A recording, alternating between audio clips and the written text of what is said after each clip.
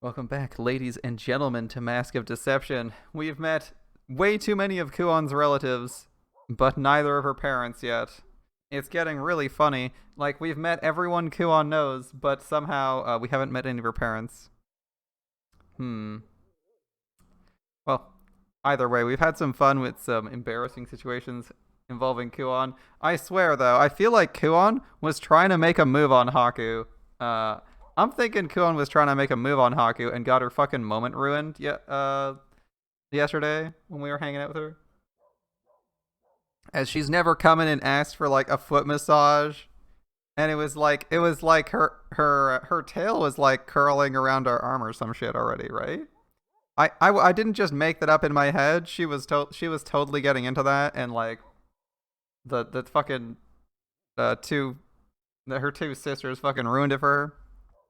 I was thinking, man, if she totally got fucking blocked there. Not that Haku would have gone anywhere, because Haku's like barely into people. Like, I'm pretty sure he just wants to be alone most of the time. But hey, Kuon was gonna make a move, and she's probably super irritated at that getting shut down. Man, it's getting cold. Is it now, Haku? I finished my shift for night patrol and walked the back alleys of the Imperial capital. Even the busiest areas in town are completely deserted in the middle of the night like this. I could use a snack. Unfortunately, I told the others I wouldn't be needing dinner since I'd be getting back late. Gonna be lonely eating all by myself after getting back, but hey, it is what it is. As I walk and think to myself, I see a store that still has its lights on. I check the contents of my wallet and make sure I've got enough to treat myself. Might as well drop in for a drink. Well, oh no, he recognized us. There aren't any customers aside from me, so I grab a random table and sit down. One drink for starters and something on the side to chow down on. Alright. One random plate coming right up. A bottle and some salted fish are immediately placed on my table. Ah, perfect. The salted fish to make you thirsty, and the bottle to serve as a drink. Have I made any of my events before this yet? No. Haku, you drunk? I enjoy the taste of a hard-earned drink after work, wondering what else to order. It's a wonder that people are so into him, considering half of the people who are into him freaking hate people who drink alcohol at all. It's kind of weird. They're like, ugh, how cringe, like someone drinks alcohol, and then they're all like totally into Haku. It's like, what, shouldn't that be like a massive turnoff for everyone? If it's like, oh, you drink alcohol, and it's like, my brother's an alcoholic. It's like the worst part about him. Apparently not for these people. You're wondering what else to order. Warm alcohol is good on cold nights. Simmered fish or shellfish too. It might get expensive, but... Excuse me. Can we share this table with you? I almost spit out my drink because I see the same face on both sides of me. Twin girls. Wait, boys, maybe? They have adorable features anyway. Yeah, I don't mind. As I'm answering, I realize that all the other tables are open. Yes. It's stated when he came in, there was no one here but him. Are you sure you wouldn't prefer to... Before I can finish, the two have seated themselves at the other side of my table. Young master, please, over here. And right between them sits a slim man with a piercing glare, seated directly opposite of me. A little hard to say no at this point. Sharp-eyed man. Does this person not look... Okay, does this person not look like, Words. I'm trying to... It's coming to me. Does this not look like the fucking, old man? Or, what's his name? Mikazuchi in another costume. I know it's probably not, but man, it makes me think it's Mikazuchi in a second costume. I know that he's probably from... Tuluk or whatever it is. But man, that's a funny thought. That's my first thought. That's the first thing that crosses my mind. Is like, is this a Mikazuchi in another disguise? The young master of theirs just sits there quietly, looking surly.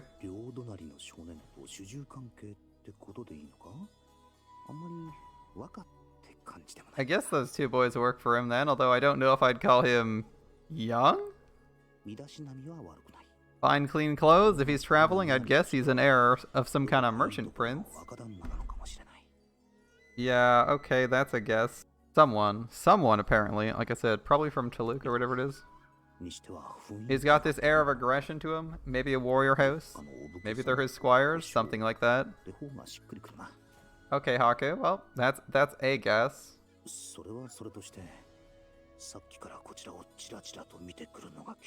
Why is he staring at me like that? He definitely doesn't look to be in a good mood. This is quite the confrontation, my friend. Sorry, our apologies. The young master's often like this. Don't let it bother you. There's probably something wrong if he's always like this. I keep my thoughts to myself. Whatever, not like I'll ever see them ever again.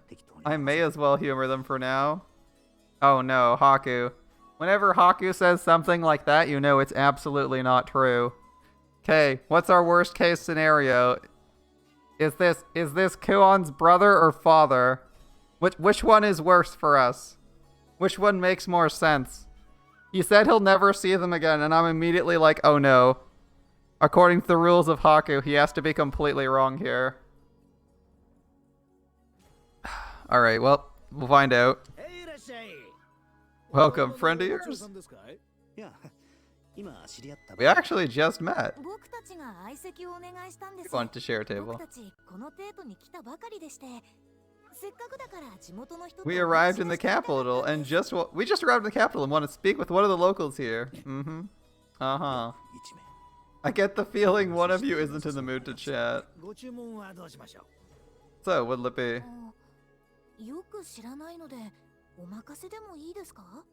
We're not familiar with the menu, and we trust your judgment.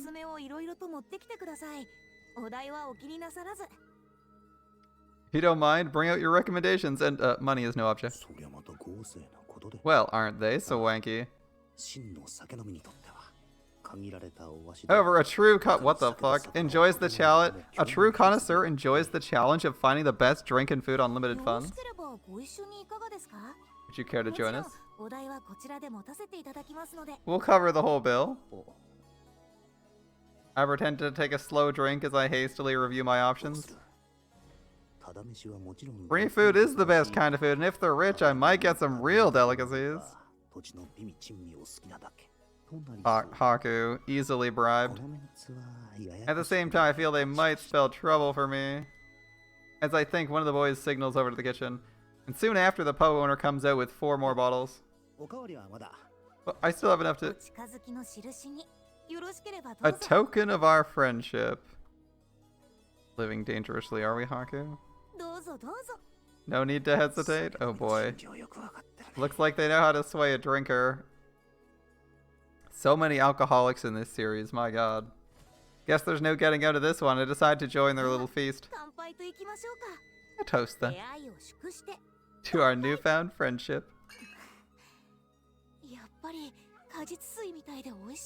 Delicious. Almost like a juice of some kind. Can't find something like this in our country. Decent at best. The two boys seem impressed, but their master seems to hold quite the opposite sentiment. I thought this was your current favorite. It'd be best to be more honest about your feelings. I don't know what you're talking about. Nothing beats the drinks of our homeland. True, true. But this isn't as strong and can be drunk much more smoothly. Not to mention there's less danger of becoming inebriated to the point of being sick. It's just something to indulge in. There's no better or worse. Merely different preferences. The man glares at me after I offer my perspective.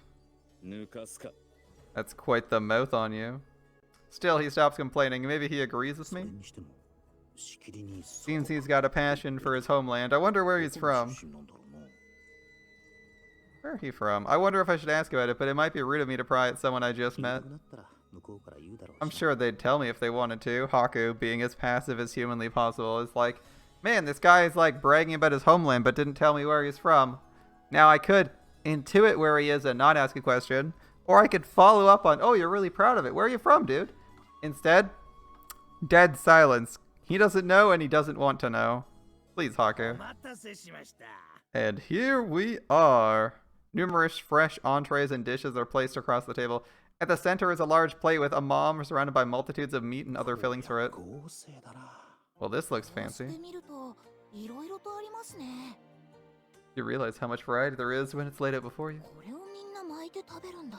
Use this to wrap up all the other things and then eat them? The twins look down at the table in awe. It kind of reminds me when I first saw all this stuff. I guess everyone reacts the same when they encounter food from a foreign land.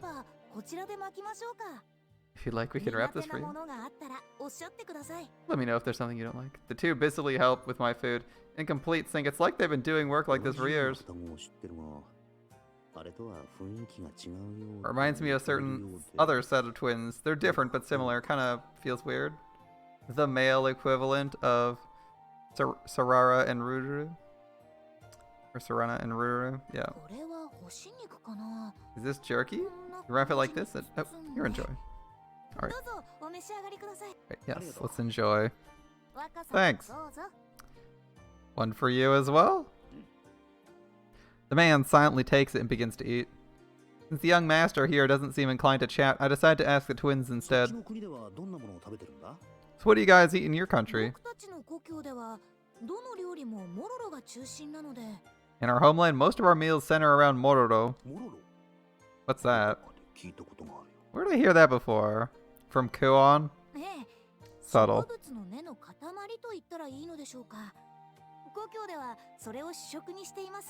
How to explain? It's a type of root tuber that swells up. It's a staple of food where we come from. We steam it, roast it, grind it, mix it, all sorts of things. So like a potato? It's interesting to see how other lands have very different customs for food.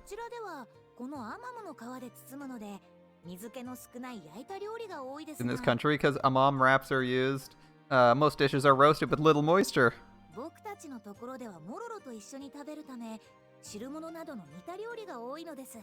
In our case, because we eat with mororo, stewed and simmered dishes are much more common. The food's delicious, I gotta say. Yeah, it is kind of tasty, isn't it? It goes well with these drinks. This guy is really, really nationalistic. All the food in our homeland is far superior to that of this country. The fact he seems to have cleaned his plate is not helping his case. Why can't you be a little more honest and give praise where it's due? He's salty. You were wolfing down those wraps rather intently. Now here are some of the rarest delicacies. The next dish brought out seems to be roasted fish cut directly open. As the plate touches down on the table, a very distinct smell begins wafting up from it. I don't serve this up often, but since you're travelers from far off, you ought to give it a try. The young master wrinkled his nose at the smell. The store regularly serve their customers rotten fish?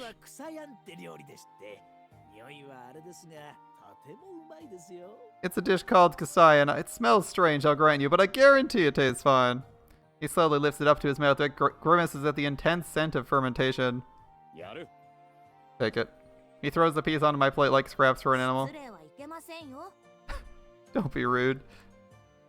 Piece is quickly returned to the young master's plate. He again brings the piece to his mouth, takes a sniff, and scowls. That's a natural reaction. I was the same the first time I tried it. Pops, a warm one in a large bottle.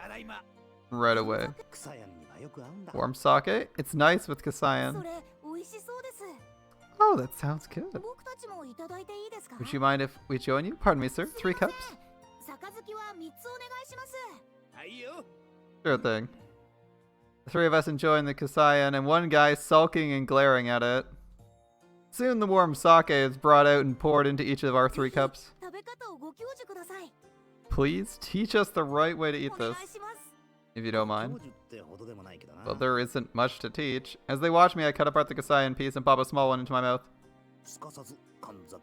You take a quick drink of the hot sake afterwards. The sake envelops the powerful flavor of the kasai, giving it a rich and layered taste. It's good. After hearing my comment, the young master stares at me as though I'm some kind of monster.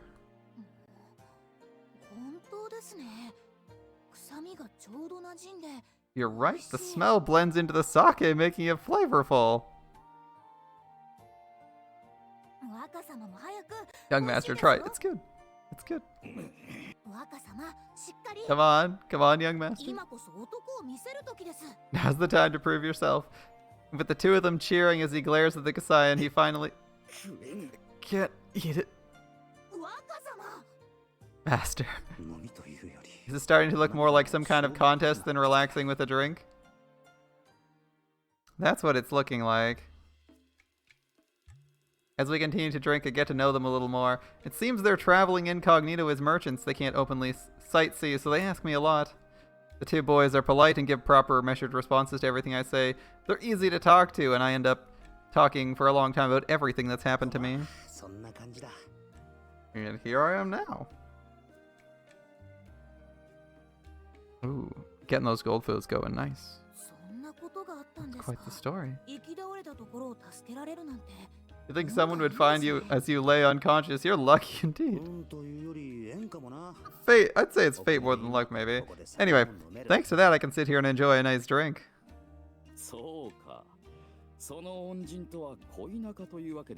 So she's your savior and not your lover, then? Pretty sure I made that clear. Well, I should have expected as much. He nods, looking to be in higher spirits, and finishes off his cup in a single gulp. His cheeks look flushed, and his eyes are getting droopy.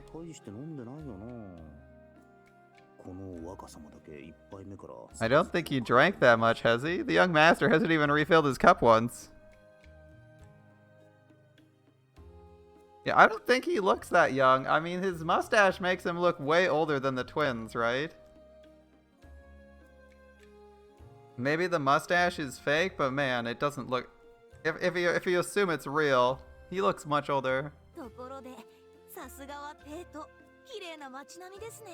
I gotta say though, the view of the capital's impressive city. It deserves its title of ancient city. I can feel the weight of its long history. And the women here are also beautiful. I envy them. I suppose you could say that. It could be fake. Wait a minute. Not sure what that last part was supposed to mean.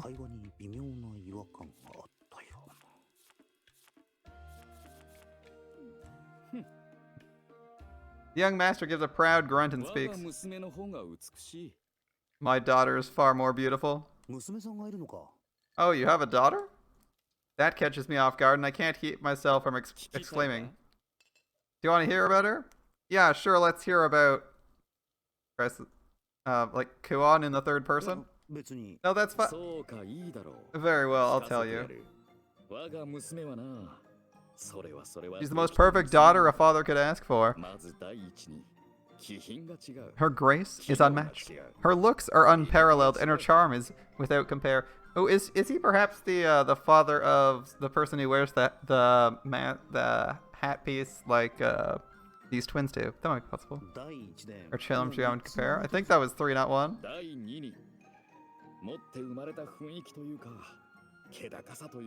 She was born with a dignified aura of a mystic quality bordering on the ethereal. The guy completely ignores my retort and continues on in a frenzy of paternal pride.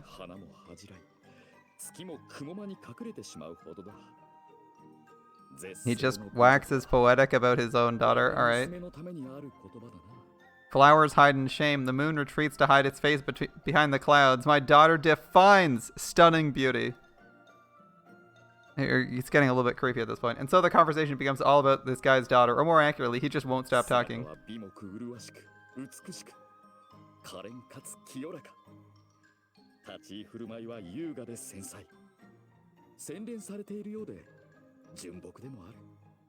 Her sweet and pure beauty leaves one in awe. She's graceful and delicate, sophisticated, yet full of warmth. She has a kind heart. She's considerate of others. She has the courage to be bold when she must. He just doesn't stop.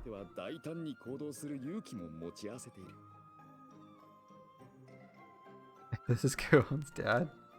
If this is Kuon's dad, did the party of the first main character NTR him for Freddie Mercury here? I don't know. He might be the main character of the previous series in disguise. Who knows?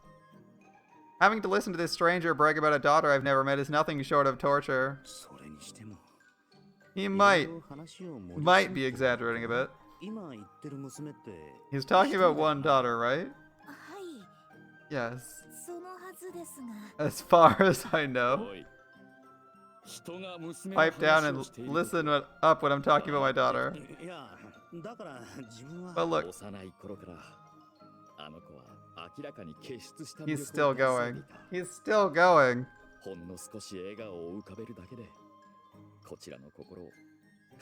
Even when she was young, it was clear as day. Her charm was unrivaled. Her smallest smile melted everyone's hearts. There were times I thought, surely, this must be the work of a bewitching spell. Yeah, I forced a smile. Guess I'll just have to sit and take this one. Shouldn't have let them buy me drinks. My instincts were right, but I wasn't quick on it. Quick to act. Alas, I listened to this doting father for about an hour. Finally, the flood of praise winds down. And lastly, she cares for her father very much. Yes, master. Yes, young master. I think I catch a glimpse of the twins rolling their eyes at this. The twins are equally as unenthused to hear this rant. As the one-man show finally grinds to a halt, I give a sigh and turn back to my drink. Looks like he can't hold his liquor. He looks already wasted. He looks like he's already wasted.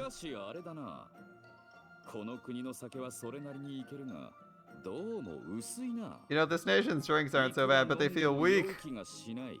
I'm hardly affected at all. Sounds exactly what a lightweight says to show off. You gonna be okay? If you want something stronger, why don't you drink some of that? I gesture unthinkingly towards the drinks the twins have. That might not. What? I didn't know they had such drinks. Barkeep, something stronger. The young master may not be able to back up his talk, and the two boys look at him clearly uncertain. I suppose they're used to being able to stop him from drinking more than he can handle. It looks like one small push would knock him out anyway. As I expected, he brings out a bottle of Ushka, one of the harder spirits. The man's cup is filled with an amber-colored liquid. Young master, that liquor's quite strong. It'd be best if you drank it slowly and savored the flavor. Who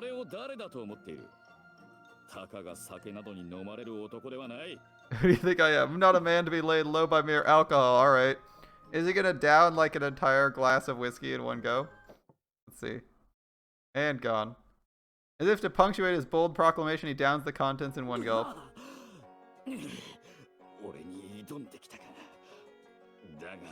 Ever goes it whiskey? See? We both saw the same thing. You challenge me, but I'm not conquered so easily. Not so easily. Not Shoichi. Was that Shoichi? Motor functions declining quickly. His eyes looking unfocused. I doubt he's sleeping anytime soon. Why is he just get... I don't get this guy's goal. He doesn't seem to have accomplished anything he was aiming for. Another! Oh, come on, another. Perhaps that's enough? Told you not to do it. Yeah, this doesn't look good. I'm gonna use the restroom. I quickly get out of my seat to try for an exit, but... Holy cow, where do you think you're going? I haven't finished yet.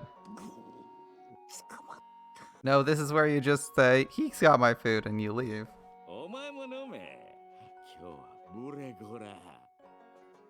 You drink too. We don't need any of them formalities. You've already thrown them out the window. It's on me. Drink. Drink. He splashes more alcohol into my cup. This guy is a rowdy drunk. I look to his two attendants for help. We're deeply sorry, but you don't have a choice.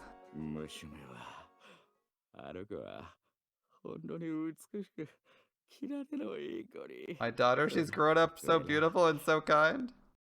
And so begins Act 2 of the daughter monologues.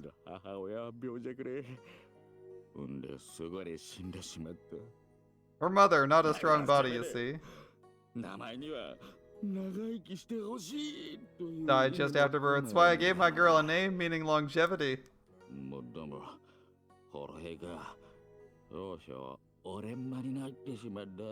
know, but maybe that's why she's such a boisterous little girl.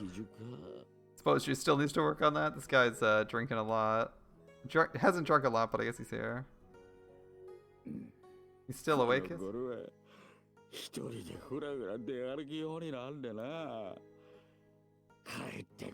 And now she's wandering off all on her own. I tell her to come home, but she's not listening.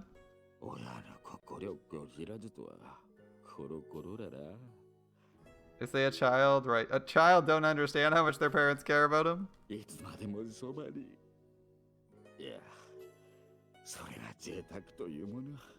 just want to be at her side until...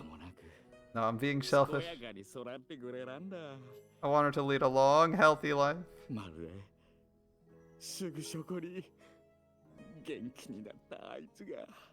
Being with her is like seeing her mother happy again.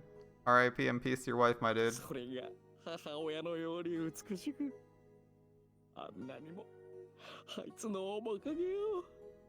Beautiful like your mother? She looks so much like your mother.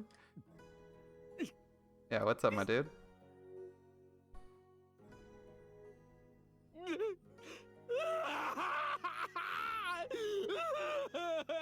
And now he's crying. Alright. The man's weathered face crinkles as tears begin streaming down his cheeks. Great, he's a weepy drunk too. Silence falls on the table as though to envelop the man's anguished wailing. I'm afraid we can't slap this guy. From what I can make out between his sobs, the mother's passed on, and his pain and sorrow feel genuine. That's why I can't think of anything to say to him. This is heavier than the usual drunken rambling.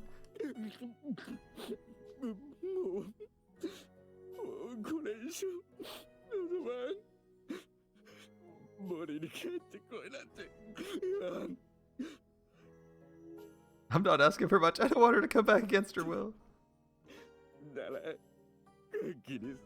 I just want her to grow up healthy and happy, that's all. That's all I want. I think this guy is super drunk because he's a mega lightweight, so he's wasted. But I'm also pretty sure he's like Kuon's dad or some shit. As it seems to be what we're implying. There's been lots of implications about that, so I can only assume that he is someone of relevance. Oh, is it Tusker? Was it Tusker? I can't remember what the name of that country was. That's why he said he's in disguise as a merchant, right? Cool. Cool.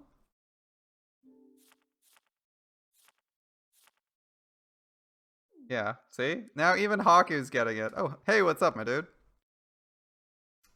How's it going? You have a nice Monday? And he passes out. Within moments, the man's head sags to the table, and he begins snoring.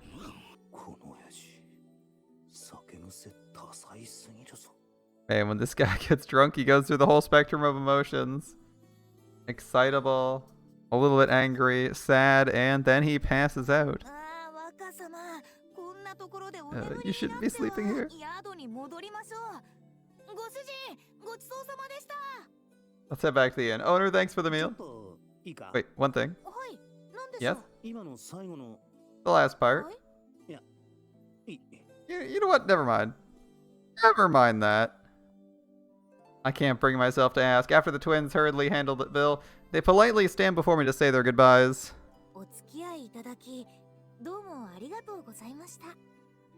Nice. Oh, you got back from a tournament? Awesome, dude. How was the tournament? How'd you do? Thanks for joining us tonight. Sorry for having caused a fuss. I hope our paths cross again. They thank me and drag away their drunk master in a fashion that seems all too familiar to them.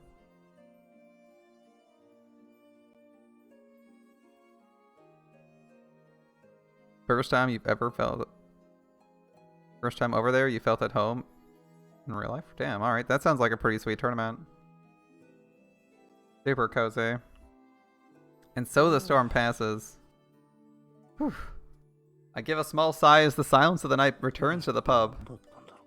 I wonder what that was about. And you were in the top 16 out of 90 people? That's not too bad. I don't feel like heading home immediately, though. I right one of the tipped over cups and pour myself a drink from one of the bottles not yet empty.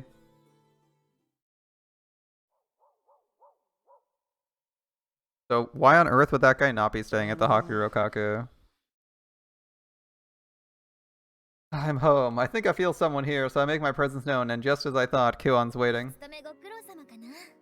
Job well done, I suppose. Awake?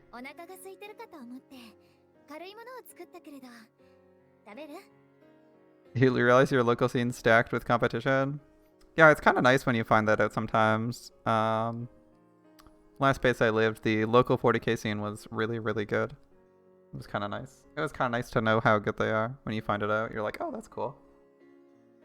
It's like, oh, cool. I thought these people were just surprisingly, I was like, I just thought it was like this everywhere. Turns out it's not. Not that I mind. It was fun. Oh, you got a snack for us, Kuon. Absolutely. See? I see a bowl of stew still steaming invitingly. She must have just heated up when she noticed I'd come back. Yeah, I think I'll have some. Thanks to that drunk, I ended up too distracted to have a proper meal. Here. Nice. Found a place you can be yourself? IRL? It feels good, man. Ah, you're local... with the local community for melting? Sweet. Thanks. I pick up the bowl. It's warm, comfortingly so. A light fish broth, plenty of vegetables. How's it taste? It's good. Kuon looks over at me, a gentle expression on her face.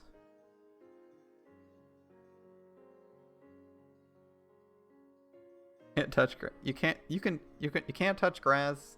Are you sure you can't touch grass at wherever multiplayers meet up? As they'll meet up anywhere, I hear. Alright. I suddenly find myself staring into her eyes. Something the matter? No, it's nothing. Okay. I want to ask her something, but I stop myself. And so we pass the time in the comfortable, companionable peace I've grown so used to. You'd think he'd ask questions, but remember, this is Haku, one of the most passive protagonists ever written about.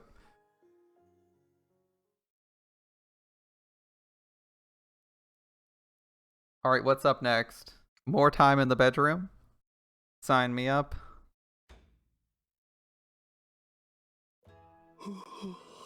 Oh, we're just waking up. Alright. Good morning, Haku. Let's see. I tried to stifle a yawn as I scratched my side. Where are the twins? How are you scratching your side? Where are the twins? I was just planning on lying down for a bit after eating, but I guess I just fell asleep. Guess I've been busy with keeping an eye on those Tusker ambassadors for Oshtor. You haven't even met them, Haku. This morning seems more peaceful than most. Well, judging by the sun's height, it's almost noon. If I remember correctly, they have a meeting with the court officials and then an inspection? Sounds like Aruru and Sarana had some related business, so I have some alone time for a change. Thanks to that for once, I have nothing to do but take it easy. Yamato seems anxious about this, but the guests are totally unruffled. My mind drifts to the Tusker ambassadors, to the two gorgeous women as I leave my room. Felt like they came more for sightseeing than diplomacy. They say neighboring countries are your most likely enemies, but if they have an ulterior motive, I can't fucking tell. Worrying about that's kind of up to the bigwigs, though. Not my job. Not my problem. More importantly, how am I gonna spend my day off? I'll start with a bath, maybe have a drink with lunch. Our character already getting wasted by noon. Good stuff. Maybe it'd be better to meet up with the owner of this place? I started making my way towards the bath, well, I think. Excuse me? Excuse me? What? As I walk past the front door, a very energetic voice echoes through the hall. I turn around to find those two beautiful yet disappointing, the two Tusker ambassadors. Oh, morning, Haku. Hey, we've come to hang out. Wait, what are you doing here? We came to have fun, silly. Alright. Which one's the best? Which one's best girl of these two? Aruru's the best, right? Right? Aren't you supposed to be in some important meeting with our people? It seemed boring, so we came here instead. Their nonchalance leaves me speechless. You ditched the meeting for that.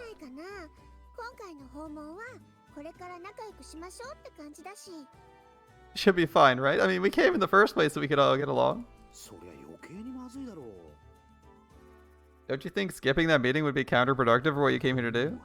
How are they ambassadors? Is this a joke? How does Tusker function with people like this in power? Meanwhile, Haku being like, I'm just gonna skip on whatever duties I can, bye. Left devils in our place.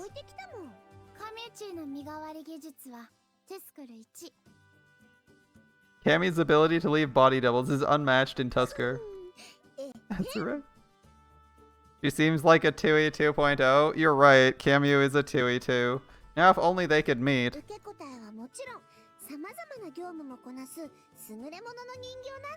It's an amazing doll. It responds to questions and can even do lots of little tasks. Even Munto would say, if we have this, there's no reason to keep you here, princess. He even praised me. He said, you would have gone through quite the effort to manage this. I'm sure that would have come from exasperation and not pride. You're a simple man, you see, Opie. You're like, alright, who has the biggest chest? Okay, we have a winner.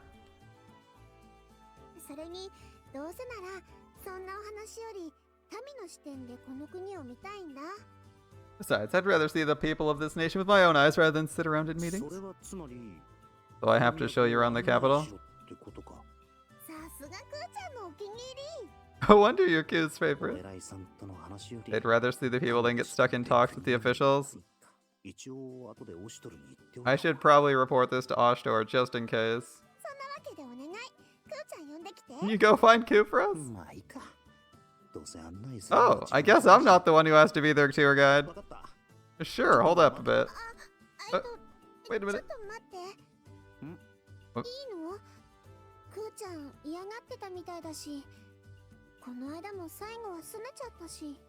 I think it's okay. She didn't look happy to see us. She looked pretty grumpy last time, you don't say. Oh, you noticed. You're not completely oblivious. She's been cold to us. Do you think she doesn't like us?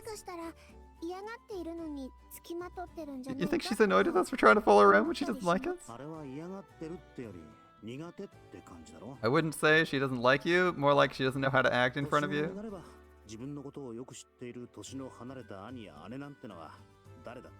At a certain age, it's awkward for anyone to talk to a sibling who knows you so well.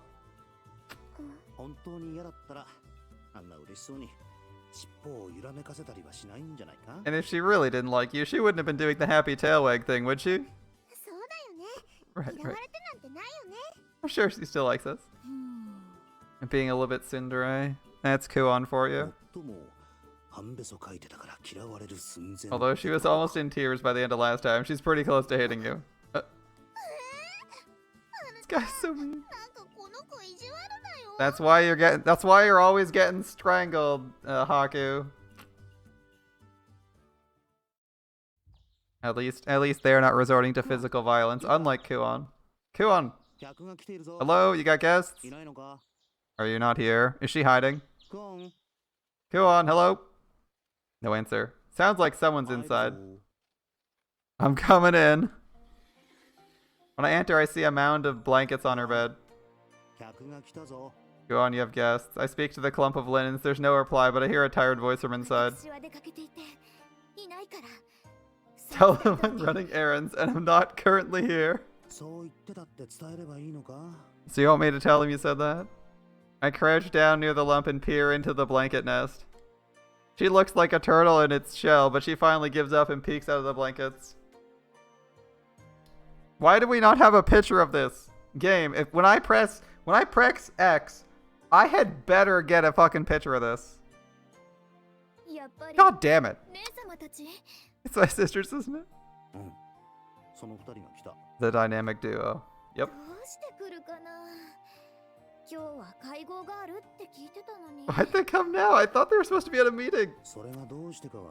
I'm sure you'd understand the reason better than I would, right? Because they know that if they're supposed to be at a meeting, then Kuon won't be out. I get it. Kuon slowly disentangles herself from the bedding. I never consider my feelings. Aren't they like from literal? They're literally like months out of their way to visit you, and you're like, these guys never consider my feelings. Like what?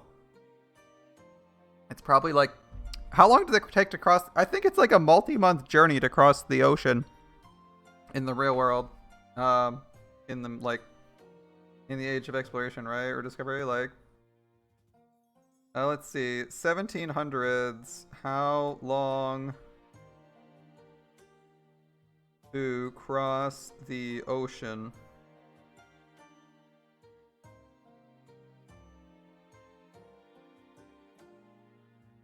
More than 2 months.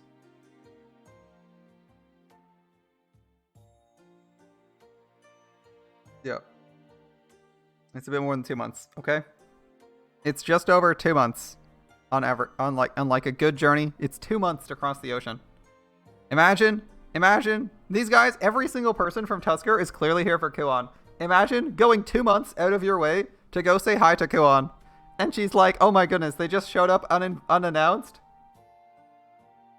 And they don't consider my feelings. Like 2 months? A 2-month journey of doing fucking nothing on a ship. Oh boy. Guess you're going for NV10 now. Oh man. You're angry at them or something? I wouldn't say I'm angry at them. I just don't know how to act in front of them. You were on the verge of tears last time you were all together. She seems grumpy, but at the same time, there's a hint of bashfulness as well. If you really, really don't want to see them, I can come up with some kind of excuse for them. What's it gonna be? I'm not saying I don't want to see them, it's just... She blushes as she continues.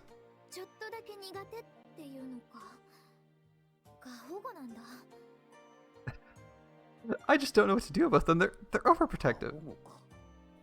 Overprotective? They're far too overprotective of me.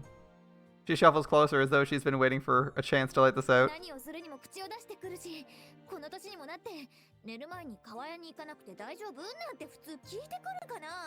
They have opinions on everything I do. They ask if I need to use the restroom before bed at this age.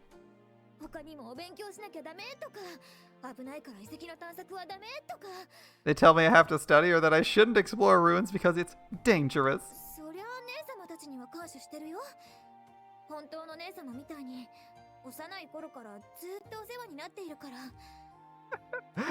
Of course, I'm not ungrateful to my sister. They've treated me like family ever since I was young.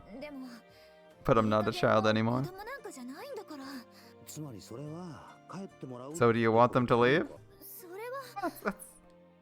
For a moment she seems to be at a loss for words, but as soon as she notices my gaze, she quickly turns away.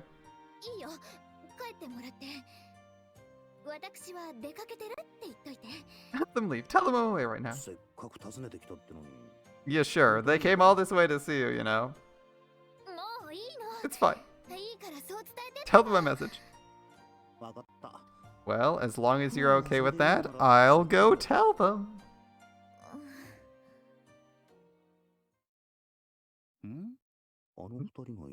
Where'd those two go? Did they leave?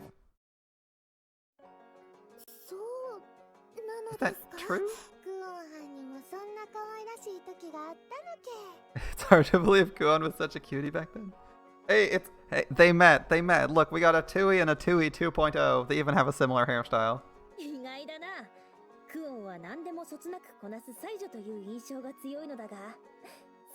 I wasn't expecting that. I saw Kuon as a prodigy who'd master anything. She has a side like that? Yep, Ku's a real hard worker.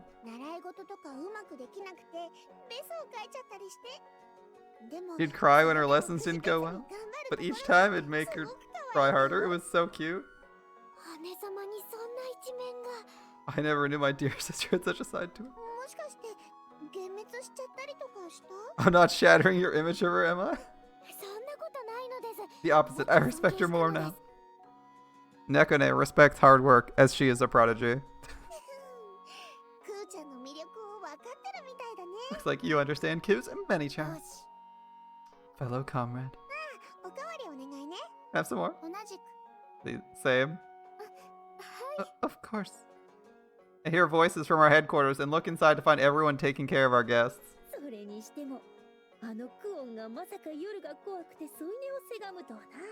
I would never have pictured Kuon begging to sleep in her sibling's bed from being afraid of the dark. It is true, in one's younger years, the slightest ambiguities become beacons of terror. Alright.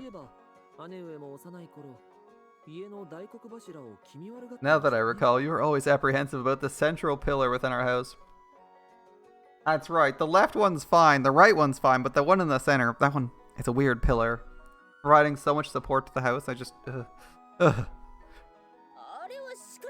It's justified. I keep telling you, the pattern shaped like a face could talk. It would say, speak to me, and say things in a voice like, I'll eat you up, I swear it's true.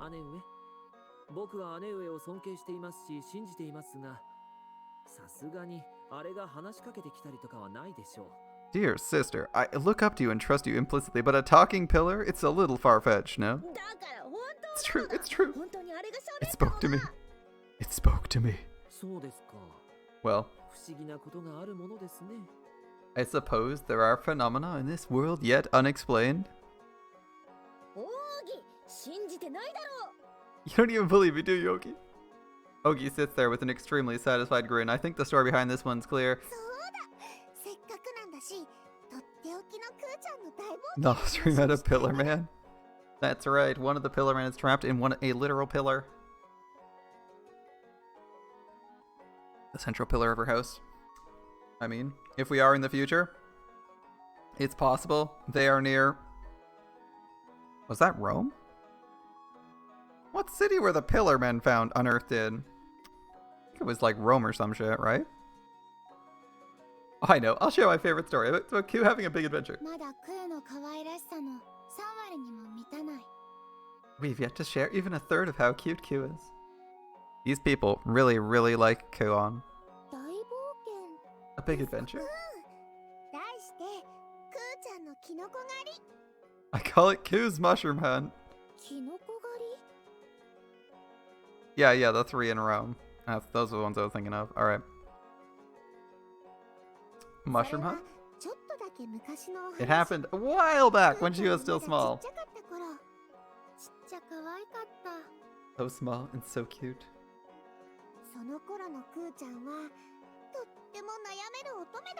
At that time, she was a troubled young maiden. Troubled? Maiden? There was something deeply troubling her in those days.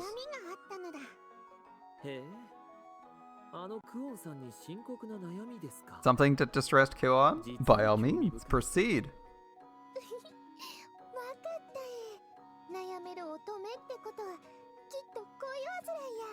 I know, there's only one thing that can trouble a maiden's heart. A little thing called love.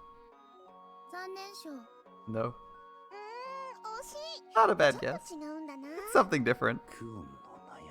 Something that troubles Kuon.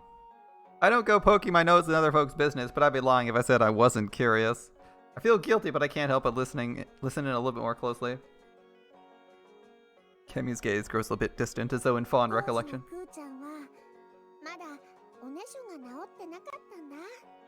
At that time, Ku still had a habit of wetting her bed. Why does everyone have these stories?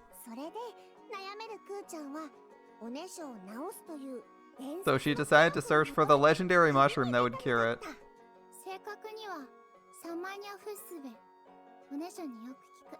Specifically, Samanya Fusube. It's supposed to help with that.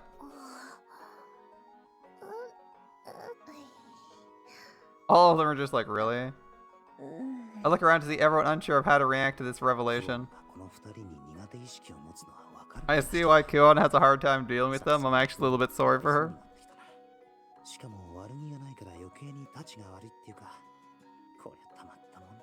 The worst part is they don't even mean harm by it. I can imagine that makes it unbearable. Your sister would wet her bed. There's shock in her voice, but is that a hint of relief, perhaps? Maybe it's just me. Oh yeah, Nekone is 2 years. I forgot that. 2 years since she last did that. Why do I know that trivia? God, this game gives you some weird fucking trivia sometimes, man. Also, is it just me or does the author really have a thing for people pissing their pants or wetting their beds? I swear to God. It's like the third or fourth time this is shown up. It's really weird at this point. Or maybe it's just a little bit. I wouldn't say it's like super weird, but it's like it stands out enough to be noticed. Alright. Yeah, it's a bit of relief probably from Nekone.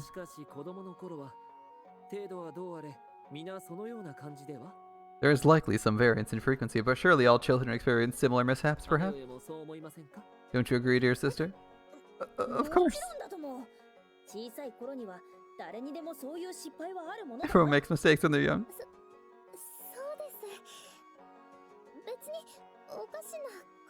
That's right, there's nothing wrong about it.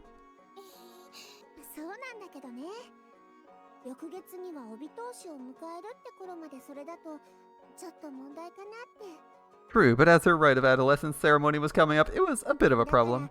That's why she was deeply troubled by it. I suddenly feel a presence behind me. I look around to find Kuon shaking with embarrassment, tears welling in her eyes. What, you said... To be fair to Kuon, she did say to tell them that she wasn't around. I'm just saying. Sorry, Kuon. I thought I told you to make them leave. They let themselves in. What am I supposed to do? Kuon, you know Haku's super passive. He's not going to kick anyone out unless they're... He's not even going to kick them out if they're causing a massive disruption, let alone if they're just telling stories. The door is open with a slam, drawing everyone's attention.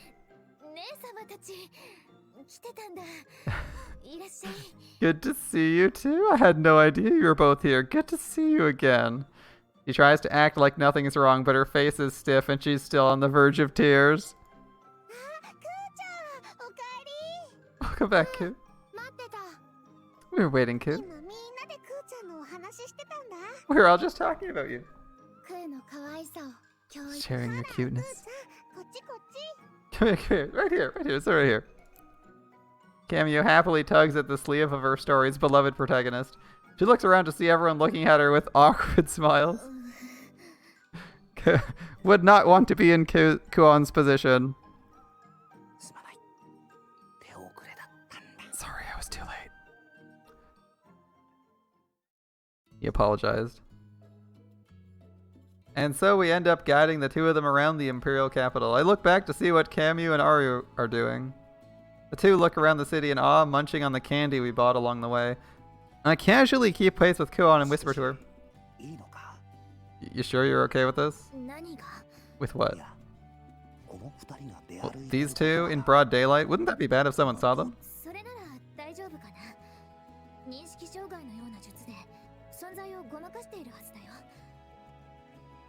It's fine. I'm pretty sure they're hiding their presence with some perception distorting illusion. She's one of the most powerful thaumateurs of Tusker, even if she doesn't look it. Oh, it was Tusker. Thank you. Thank you, Kiwon, for confirming that it's Tusker. Alright. She is supposedly one of the best thaumateurs of Tusker, except she fucks up with her magic like 50% of the time.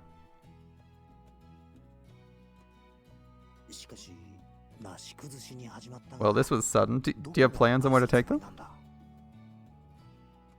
At that, Kuon only smiles, confidently continuing forward.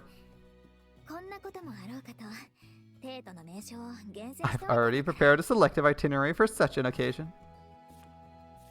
Oh, she's got a plan? I'll take them to all those places. I want to see them filled with shock and awe. Shock and awe, huh? She planned ahead for them visiting. I guess she does like them no matter what she says. Either that or she's trying to torment them. This is Kuon, This is Kuon, Haku. Be ready. I'm Letter, making sure Kuon, who seems oddly determined, can't hear. She'd probably strangle me. I imagine Kuon staying up all night plotting out a tour. I don't know what to think anymore.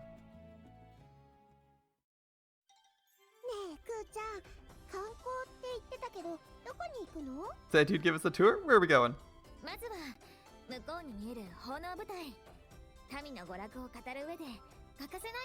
I suppose first up's the Imperial Theater. It's the public's most famous spot for entertainment. The lines are so long. I don't know if we can get in. Miss Kuon?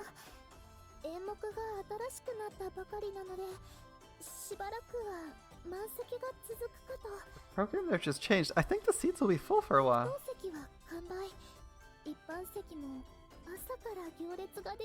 Reserved seating sold out and you have to line up early morning for general admission.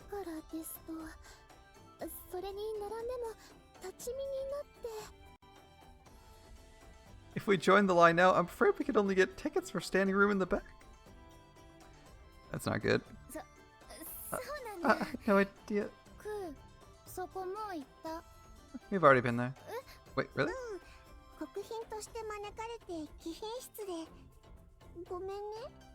You were invited as national guests and got to use the fancy suite room. Sorry. I suppose there's no point being here then. How about the Imperial Garden? It's a bit far. But they collected all the plants in Yamato there. You can see the nation's botanical variety. They got a greenhouse in the back. You can see rare plants to the south there too. They've already been there. I had no idea there was somewhere like that. Actually, cool. That was one of the first places they guided us around when we got here. Kuon was not paying attention. All they did was walk around and brag about it. Boring.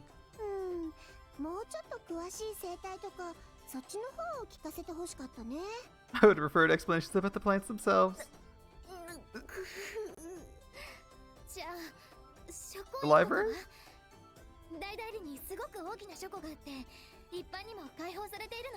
In the Imperial Cloisters, it's a huge library with public access. You can see how advanced it is.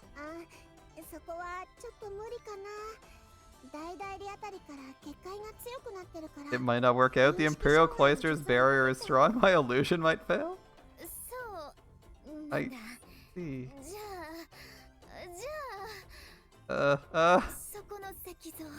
That statue? It Kamyu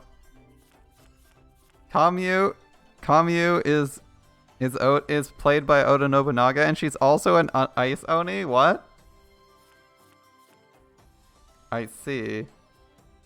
She points at a statue of a middle-aged man standing in the center of the thoroughfare. Statue of the Mikado? I assume they met him in person? He's an important figure where Yamato's concerned, but it's not exciting to look at. Must have been dashing when he was young. Grandiose for my tastes. Most scary role, Torador's Taiga. Dear God, stay away. Miss Atui. Rajulity gives Atui an admonishing look, though she seems baffled as to Atui's unique taste in men. Mikado. Oh, the old grandpa we met at the evening banquet last time. He looked like a nice guy. Gave us lots of presents. Very generous. Mikado is a young man. He looks exactly like that old guy. Now that I think about it, I need to report back to him about what we found in the ruins. At the same time, it was kind of scary too. Like a beast. Old, but he still hides sharp fangs. Poor Kuon. This is why you should have paid attention to what you knew your sisters were doing, Kuon. Then you wouldn't be wasting any time. I'm sure Kamyu and Aru don't mean harm, but Kuon looks like she's on the verge of tears again. They seem to notice this and quickly cover their mouths with their hands.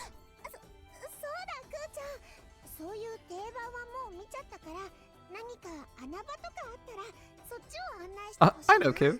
We've seen the obvious tourist spots. How about something out of the way? Out of the way? You'd cry if you were related to Taiga too. Do you know someplace that would be fun? Oh, the bullying must be real if you're related to Taiga. And this Taiga's an ice oni too. Oof. Oh, I don't... But on the spot, I just can't think of anything like that.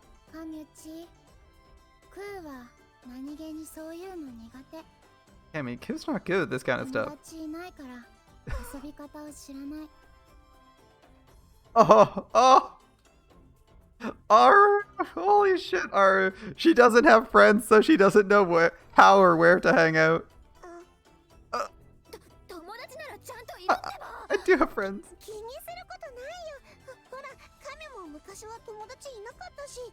Don't worry about it too much. I didn't have friends when I was young either, you know?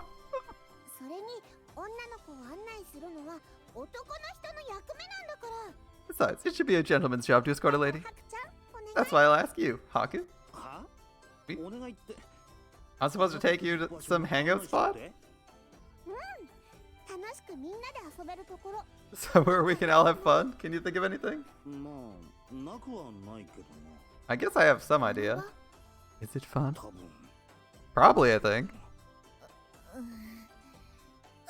Really? I want to see it. Take us there. Take us there.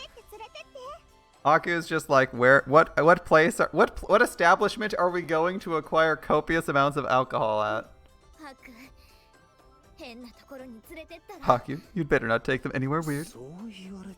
Well, yeah, but why do I get the feeling you're taking your anger out on me? Kuon's punching down. Sucks.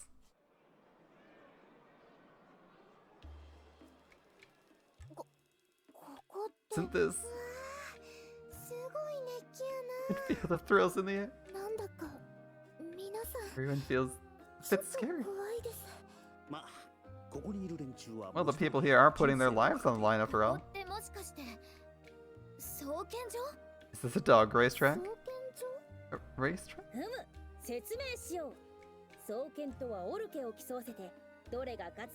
I see, a racetrack. Alright. Nosri has an explanation for us. Allow me, here. Orcs will race each other and spectators wager on the results. It's related to coursing and what was once called Inkurabe. It's basically gambling. Nosri, Atui, and Ogi seem fine with this fact, but Rulity and Nekone are a bit out of their depth. Kuon gives an exasperated sigh as she rubs her palm wearily against her forehead. What were you thinking bringing us here? Well, I mean, they wanted to go somewhere that guests don't usually get brought to, so... We did say that? Kuon freezes as she says this and levels her glare at me. You seem familiar with this place. Have you been... Yep, he's in trouble. I heard that, Yabai. He knows he's in trouble. Prepare for a strangling and to have your purse strings tightened, Haku. It's not going to end well for you, my dude. Right, well, we're in trouble. Haku. Gohan's tail stretches out and wraps around my head. Wait, it's run by the state. It's a glimpse at national policy. It's completely legit.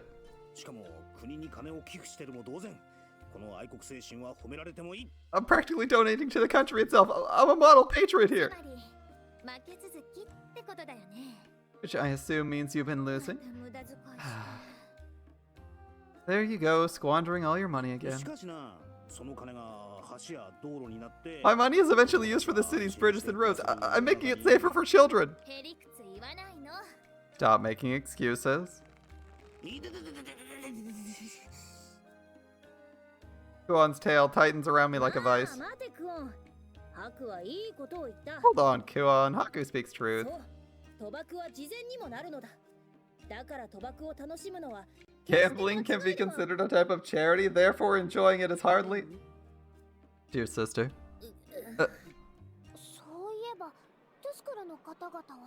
Wait a minute, where'd the guests from Tusker go? Nekone exclaims as though she just remembered. But they're right...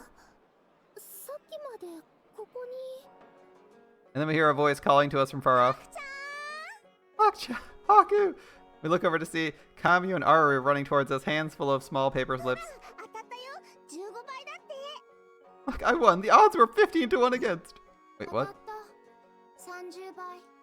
I won too. Odds 30 to 1 against. Impossible! How lovely. Are you two veterans in these sorts of games? Aru shakes her head in response. The casual lucky first win. First time. I can tell which one wants to win and which one's fast.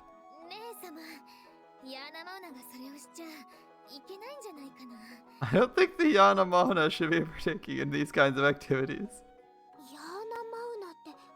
A Yanamona? They exist? They really do? Alright, so, Nekone and Kuon, what's a Yanamona? Yanamona? A Yana what now? Thank you, Haku.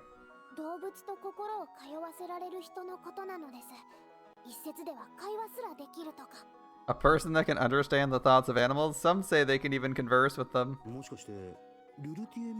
So, like, realty? I can't actually tell what Kokobo's thinking. Yeah, because if you could, you'd be running far. Kokobo is a terror on the battlefield and at home. Really? I can tell what they're saying. Speaking with animals, I've met too many weird people. That doesn't even faze me anymore. He's the same. Huh? I can tell you're just like me. Me? Aru is never wrong. She's too cute to be wrong. Understanding animals, If I can exploit an ability like that, I might not win all the time, but I definitely win more. I could use a trait like that, but what if my pride is a sportswoman and gambler? Oh my goodness. You know this is trick. You put your How-Ho Ninja in front of you. Nice. Right. By the way, who do you think's gonna win next? Wait, Haku, that's not fair.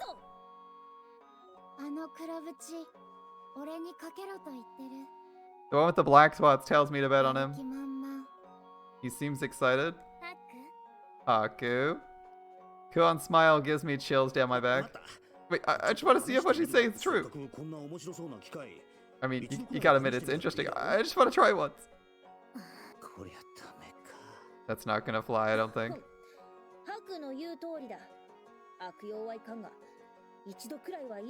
Haku's right. It wouldn't do to abuse an ability, but why not see? Yes, you can. Really? Only this once, got it? Alright, that's all I need. Everything on that one with black spots. This is where she's like, he said he wanted to win, but I guess he just was wrong. It's Haku, right? He's gonna lose everything.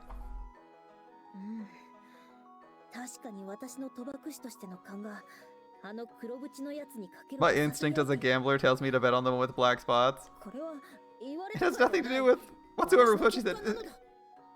It's just my personal hunch. You see?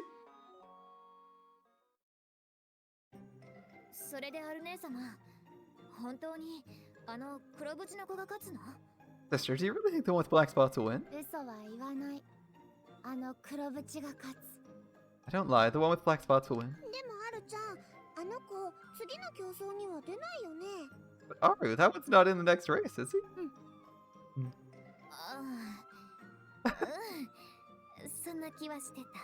I had a feeling something like that would happen. And there we go. Don't get shit. Kimono memes everywhere, no human rights in sight. Well, they did say, you know, if we did something that offended the Emperor, we might just get executed, so... Yeah! Human rights aren't a thing. And neither are kimono mimi rights.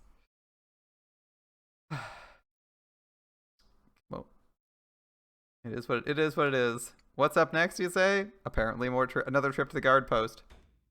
Which is just our name for our outpost? Yo. Our headquarters? That sounds like Ukon. As an energetic voice breaks the silence, I snap out of my meditation. How's everything going? Ukon. Kid, I knew you had a lot of hidden skills, but I didn't know you could fall asleep with your eyes open. What? What are you talking about? Well, in any case, I brought a present with me. Care to join? He hoists up a small bottle. Now you have my attention. Take a seat. Take a seat, my friend. Somehow the twins managed to produce a huge array of pickles, salted fish, jerky, and cheese. Allow us to pour your first cup. Enjoy as well, Master Ukon. Thanks. There we go. Sarana tips the bottle and begins to pour the sake into Ukon's cup. And these kimono mimis actually don't have human ears, weirdly enough. Usually it's just extra animal ears, which is quite a weird trait. Why evolve 4 ears? Are you, Master? That's enough. Oh. A toast to free booze! A pair of lazy bums. Cheers.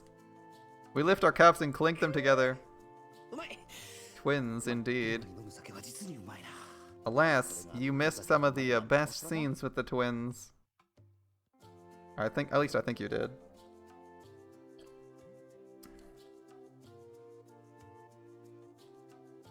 That stuff's amazing. A hard drink tastes so good in the afternoon. Even better when it's free. Makes me glad I brought it, seeing you in such a good mood. Here. Oh, so what did you come here to tell me? You waggle a piece of fish as questioningly as I can as I speak to Ukon. That was some good booze you brought me.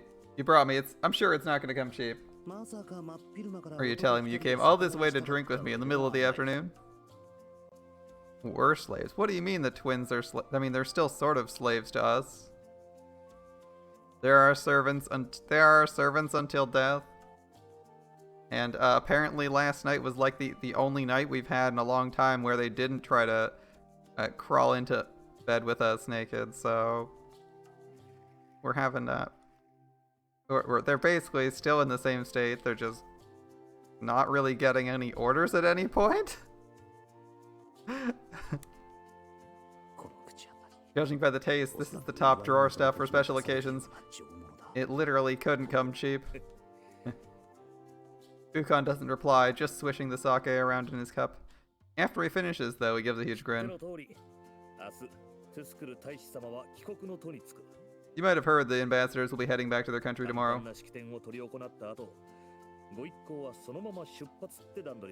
Plan is, we're doing a short little ceremony and then they head out immediately. Which means my mission for you will come to an end. Finally over. Dude, you didn't even meet them for like 90% of it. And then the 2 days you actually had to interact with them, you were like miserable. I thought watching them would be easy, but it's harder than physical labor. Thanks to that, I'm worn out. Worn out? It was 2 days, you lazy shit. What's wrong with that? You got some good exercise, right? In any case, tell me everything you know. Oh, about that? Yeah, what's your take? Ukon's eyes narrow as his gaze focuses on me, and you're like, well, they're Kuon's sisters. They really like her, and they seemed more concerned with saying hi to Kuon than actually doing their diplomatic work. That's my impression of them. Let's see what he says. I don't know how to answer that. I take a small sip from my cup before I start talking. And then they're just like they seem. I spin my cup in my hands as I answer, watching ripples spread across the sake within. Good-natured. No apparent ulterior motives. How is that not an apparent ulterior motive? They, like, basically ditched their own mission to go hang out with Kuon. They clearly had a secondary reason to come here, which is they knew Kuon was here. They seem like nice people all around. Near as I can tell, they seemed more like tourists. I didn't get a sense of danger around them. They were way too carefree. They didn't seem the type to do anything underhanded for their country. Of course, I guess that's not how diplomats are supposed to be, but I kinda liked it. Iskir must be a real nice place. He didn't admit it, but it sounds like it's Kuon's homeland too.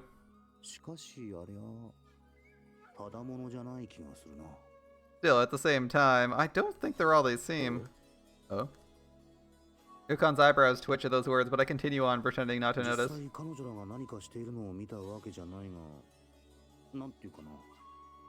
It's not like I saw what they can do firsthand, but how do I put it?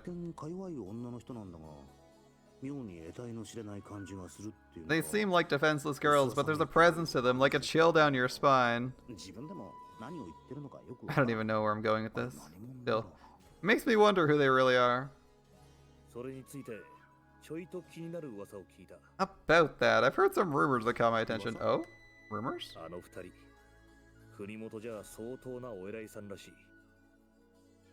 Apparently those two, back in their own country, they're high up in the chain of command.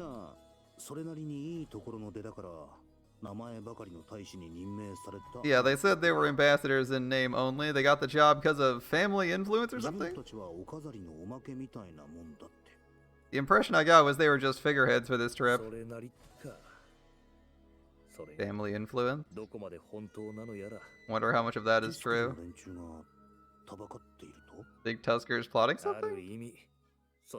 That'd make this easier to deal with. What do you mean? You ever heard of the Onkami Yamukai? I think we vaguely heard that reference like once before.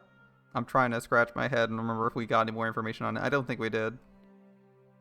Or is that the land of the sleeping god, which is their area? That's their country or something? Rue and Serana are quiet. The twins freeze for the briefest of moments at the mention of that name. Nope, what's that?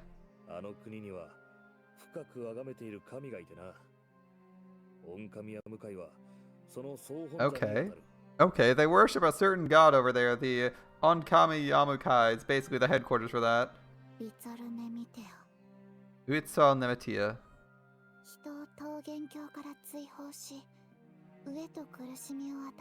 The new Guizo Kami that expelled man from paradise and brought famine and suffering upon them.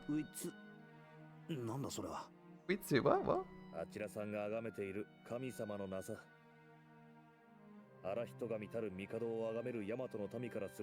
That's their god. Us Yamatan folk who worship the god incarnate Mikado, that's how we see it. Is that gonna cause problems? The religious differences don't usually end well, right? Ah, don't worry. Yamatans are pretty accepting of these things. As long as they don't push religion on us, we're not brash that we do anything to them. Okay then.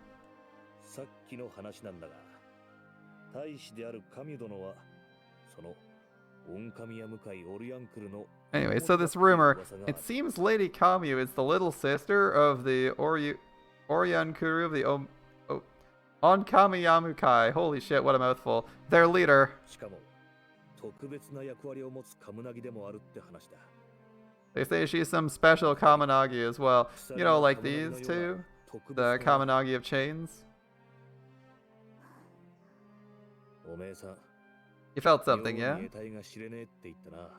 I can't get a read on them. It's like I fall in if I dig too deep. Okay, he's worried he's gonna fall in. I don't know what to do about it. It's like those eyes.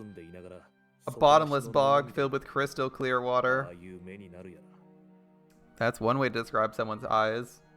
It sounds very negative, but I like it. I like the description. I only know one other person with eyes like that, and that's the High Priestess, Lady Hanoka. As for the other one, Lady Aruru.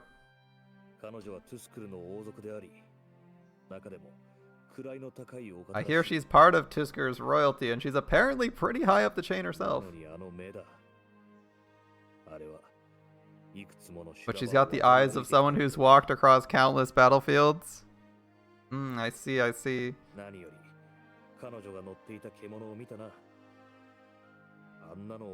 You saw that beast she's riding? Hard to think anyone could control that. I guess it's nature's gift. I mean, if she can talk to animals, maybe. Maybe they brought it because they wanted to show proper respect to Yamata? I mean, I hope so. That's Ukon's like, yeah, I hope so. He gulps down the remainder of the drink in his cup. To be honest, I hope I'm overthinking this. Well, that's probably what anyone who's in charge of security for the region's thinking. They're like, man, all these possibilities and all these important details. I hope shit's just nice and easy. Either they're planning to murder us and I can watch them like a hawk, or I can ignore them because they're harmless. He holds out his cup and Sarana moves to pour him more, but only a trickle escapes the bottle. A moment, please. We'll prepare another immediately. No. I'm good for today. I got a lot on my plate for tomorrow. Anyway. But before that... He takes out a small package wrapped in cloth, sets it on the floor, and pushes it towards me. That sounded like money. It's early, but you've got my thanks. Sarana, please take that away from us. Well, I'll gladly accept this. I pick it up and find it's heavier than expected. Ukon picks up on my puzzled look, explaining, little extra this time. Sorry I made you work with no info. Take it as an apology as well as me buying your silence.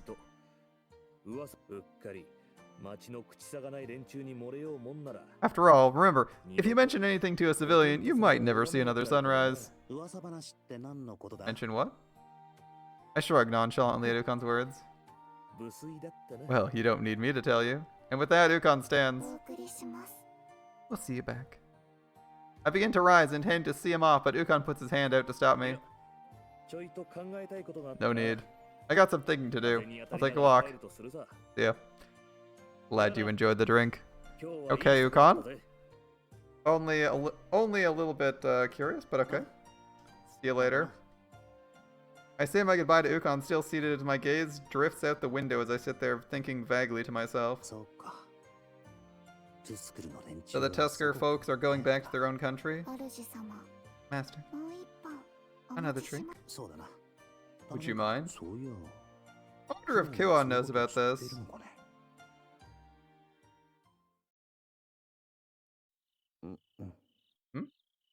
I wake up to find the room completely dark. Is the money gone? Because Kiwan took it? Have you woken? I feel a soft sensation behind my head, and I can see Iruru and Sarana looking down at my face. Guess I've been resting my head on their legs. Well, that's nice. Alas, we don't have an image for Iruru and Sarana lap pillow. Must have fallen asleep. My body feels heavy, probably because of all that drinking. I guess I'll take a bath, freshen up. I wake myself up and keep the twins from following me, then head to the baths. Note that he has to... Note the second phrase. Keep the twins from following me. It is a concern for him. For anyone else, that would be oh, okay. And for him, he's like, oh no, no, no, no, no, no. Head to the bath. Getting cold. I gotta hurry and warm up in the bath. I heard something fall there. A crash? As I pass the kitchen on my way to the bath, I hear something shatter inside. Okay, it wasn't in the bath. Someone there? I poke my head inside to see a tail vigorously wagging in the back. And I hear the sound of something being chewed. Hmm? The two figures, apparently fixated on something in the back, look over me, clearly bewildered. You two again? Ambassadors representing their country, and here they are stealing snacks from the kitchen. Best girl? Is this best girl? It might be best girl. Aru is pretty good. I do like her hair too. She seems fun. And to my knowledge, she's actually a character from the previous game. From the previous game. The one that's just titled Udawara Rumono. Maybe we'll go back and play that one. If she's truly best girl, maybe we'll go back and play that one.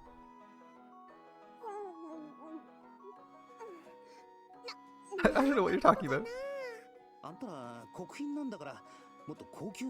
You're a national guest, aren't you? You could probably get all the expensive stuff you want. Expensive doesn't mean good.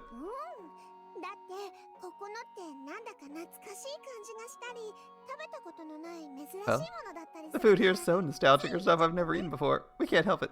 Oh. It's Blue Saber. True, it is Blue Saber. She's got the exact same outfit as Saber, but with blue hair this time. And not drawn by Takeuchi. With that, she graciously offers me one of the dried fruits piled in her arms, like she owns them. Wait, that's... Do you want two? That's the stuff that was here. Aru then quickly begins to stuff the dried fruit into a bag. Why doesn't she just go say hi to the proprietress? They probably know it. They might know each other. He's taking the lot with her? What are you doing here? Aren't you supposed to be heading back to your own country tomorrow? Yeah, that's why there are things we wanted to do. Souvenirs. Oh, they brought souvenirs for Kuon. Guess no matter how they act, they're still good sisters to her. And so Aru takes an urn full of condoms from the shelf and carries it in her arms. Wait, you're the ones taking souvenirs? Also came to see Ku. I see. I see. Answer must have stolen our tourist outfit. I intended on leaving them to their own devices, but Kamyu pulls me all the way up to Kuon's room. Kuon! Yin? I knock on the door, egged on by the two giggling and hiding behind a pillar to surprise her. After a while, she pokes her head out and looks left and right. It's just you. What's the matter? She sounds somewhat relieved. Were you expecting other people? I had a feeling, I suppose. She's got pretty keen senses. She's right on the money. The two tiptoe over to us as quietly as they can. What the hell are they doing? She can completely see you like that. Huh? Somehow, Kuon doesn't seem to notice them sidling up. Even as the two of them pass right in front of her, she doesn't react at all, as if they're invisible. Kuon? Something the matter? She really didn't notice? What's going on? Can she really not see them? Selective invisibility or perception filter seems good. Charge! The two slip right past Kuon and into her room with a yell. Oh, what? Doskoi? Kamyu jumps in head first into Kuon's bed. Aru follows and begins rolling around in it as well. Smells like Ku. No fair. They begin tussling over the blankets like kittens playing together. What are you two doing here? Couldn't help it, we could smell you. You have a rich and smooth scent, Koo. Would you stop talking as though I stink of something? I don't smell that much, do I? Kuon sniffs her sleeve. Didn't you two have something you came here for? They seem to finally remember what they came here for and get out of bed to sit up straight. I can sense Kuon getting anxious at the sight of the two of them getting suddenly serious. We're going home tomorrow. I see. Which is why we wanted to talk to you. What's with this uncomfortable atmosphere? Anyway, I don't think they'd get in trouble for stealing from the inn, considering the proprietress is like Kuon's aunt, so they probably know the person who owns it. Although she might not be super happy about them taking food, I don't think they'd get in too much trouble. Ooh, let's go back together. But I haven't. The period we decided on already passed. You promised you'd come home, didn't you? It's still. We already fulfilled all your requests, haven't we? Kuon's leaving? Nah, Kuon's going. We can go with Kuon. It's not like there's anything going on over here, and we may as well explore Tusker. I'd be down to leave. Kuon looks down at her two sisters' words, but darts uncertain glances at me every now and then. I still have a duty to fulfill. I promised I'd.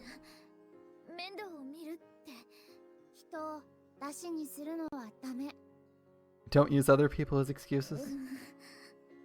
Getting called out, Kuon. Nice. Nice job, Aru. Kuon seems to be at a loss, caught between the gentle gazes of her two sisters.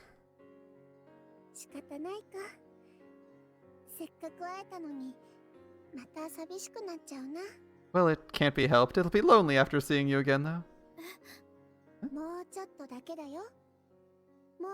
Only for a little bit more, you hear me? I'll only let it slide a little bit longer. You sure? So stubborn, Koo.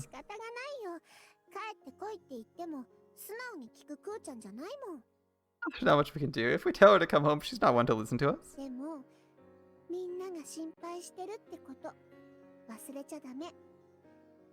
And don't forget everyone's worried about you, okay? We're all waiting for when you come back. Kuon's body seems to be shaking slightly at Kamiya's words. It's boring without you around, too. Nei-sama. Kuon pulls her sisters into a close, tearful embrace. You're still such a child, kid. Kamiya warmly embraces her, burying Kuon's face in her chest. Be sure to stay healthy, okay? Don't drink unfiltered water. Not a child anymore. You're not a child, but you're Koo. I'm still Koo's sister. Well, isn't that cute? As I watch the two of them, I feel someone tugging at my sleeve. Oh. I look over to see Aru at my side. Look after Koo for us. She softly whispers into my ear. Alright, we'll do our best. As her eyes focus on mine, I almost feel myself getting lost in them. A small smile flickers across the calm face, normally devoid of emotion. It was a beautiful face, a beautiful smile. Somehow like both an innocent child and a gentle mother. Alright. That's how they're leaving. A little after noon, people began gathering on the main road to send off the Tusker delegation. Here they come. It's Kokopo, the bloodthirsty. I do hope we can see them again one day. Haru, yep. Bet a piece of tonight's dinner on the color of the front rider's sash. You're on. I'm all on red. Then I shall choose blue. I take a quick look at the person at my side. What is it? Nothing. Twin-tails are good soup. Kuon's smile is softer than usual. It feels almost like a heavy burden's been lifted from her shoulders, I'd say anyway. Kuon looks away, her eyes on the procession. I guess I was being a spoiled child again. What's wrong with that? You should let them pamper you while you can. It clearly doesn't bother them. I think under normal circumstances, I'd be the one giving you a lecture right now. I guess that answer suits you, Haku. Here they come.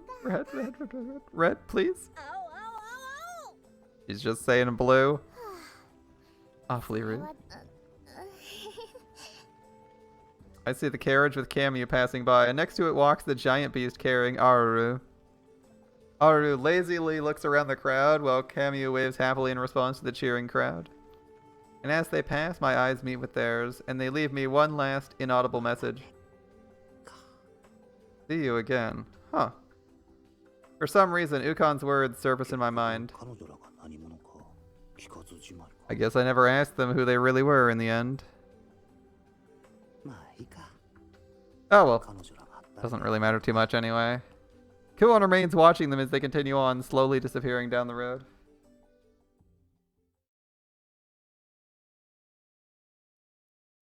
Okay, what's next? Do we still gotta keep going? Alright, Ashura's Manor. I'm surprised we didn't do anything, but I mean, this game's been pretty chill. There's not really anything too serious going on. So I guess hoping for like a change of venue when we go visit Tusker is a bit too much to ask. Be nice to visit somewhere else. Sorry to have called you in such short notice. Ashura stops organizing the papers on his desk as I enter and looks towards me. I know you're busy. It's literally our job to do whatever you ask us to do. I'm afraid I couldn't think of anyone else fit for the task. What have we been doing? We did some bodyguarding that he asked us to do. It ended, and we've been doing nothing since then. I can always use an excuse to get out of a job. Kuon's been taking jobs more than usual lately. I don't get time to relax.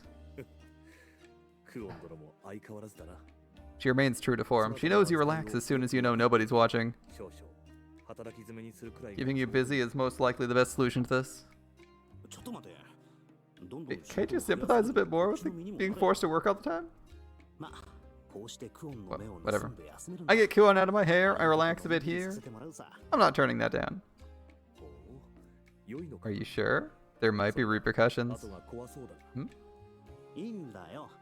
I was called in by our employer. I'm doing nothing wrong, right? Right? You think some of these things through, don't you? Yeah, he did think this one through at least. So, why'd you call? It's not time for idle chatter. Okay. What do you got for us, Ashtor? I wanted to ask that you watch the place a while. You were house sitting Ashtor's house. Watch the place? I've been summoned to the palace on urgent notice. I don't think you need someone to watch the place. Is there another reason?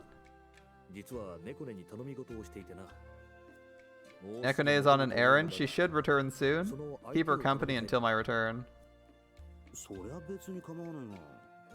I guess I can. Can't you leave a note or a message? If it's urgent, I'm sure she'd understand.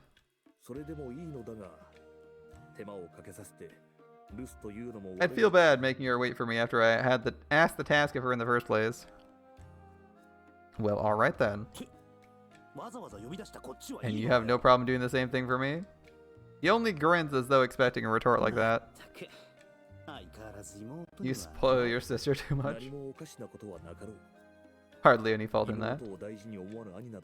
No brother does not care dearly for his sister. Alright, Ashtor.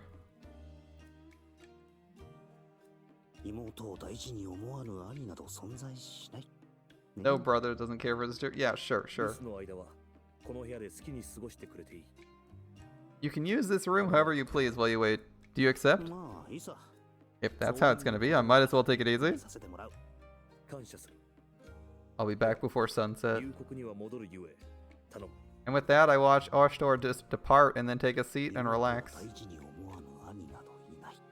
No brother that doesn't care dearly about his sister. What an Ashtor thing to say.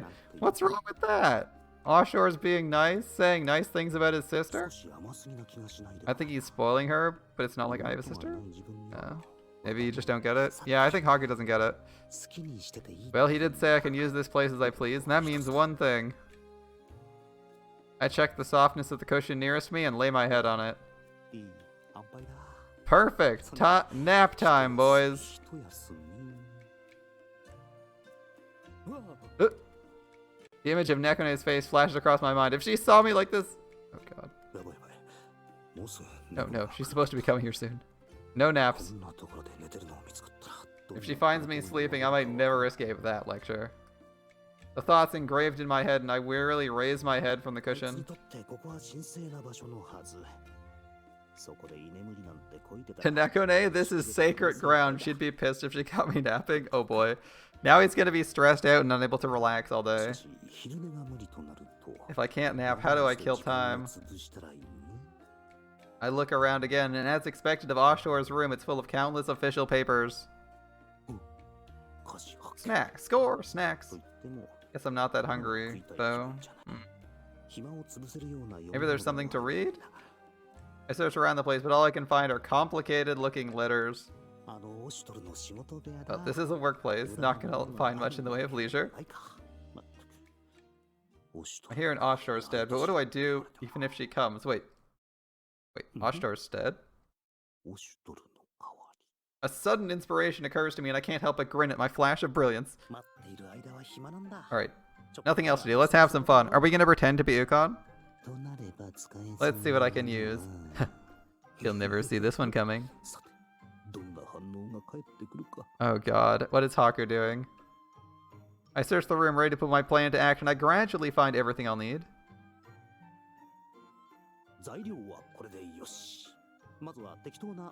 This should be enough. I just gotta cut it into the proper size. Fold it here and here like this. It's too big. If I cut and glue it together. What is he cutting? With time and effort, the object slowly takes the shape I'm aiming for. And if I straighten it a little bit more...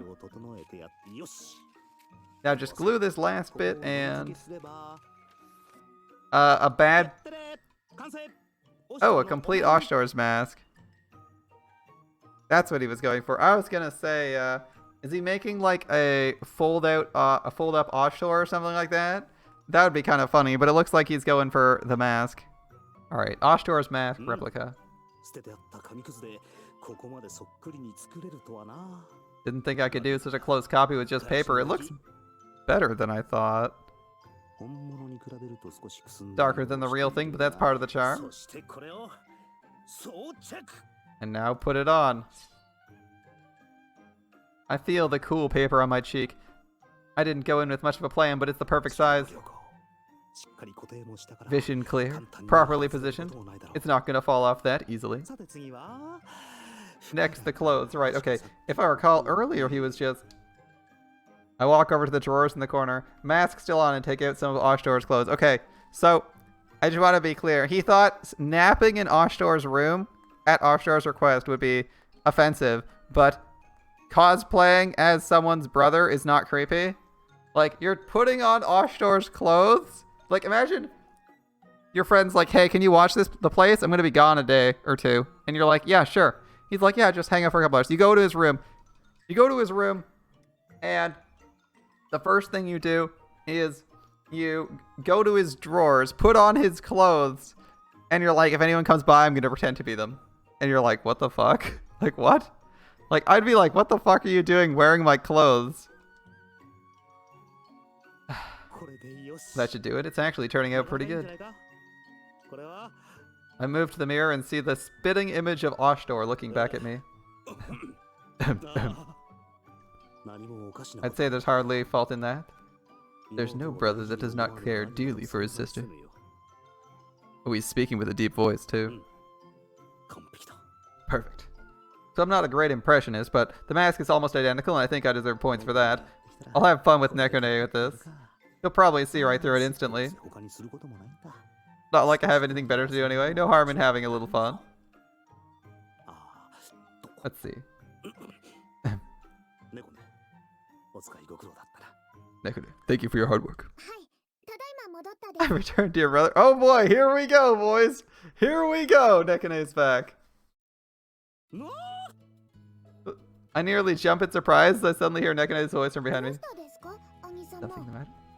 Oh no, she hasn't noticed yet. How long have you been there?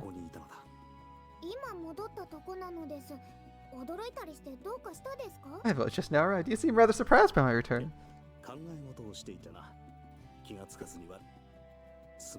I'm sorry to have not noticed you.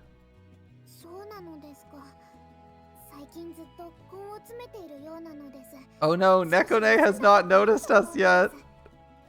I see. You've been working quite hard lately. Perhaps you need to take a rest for a change?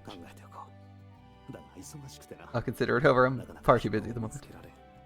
It's difficult to find time for rest. You always say that, dear brother.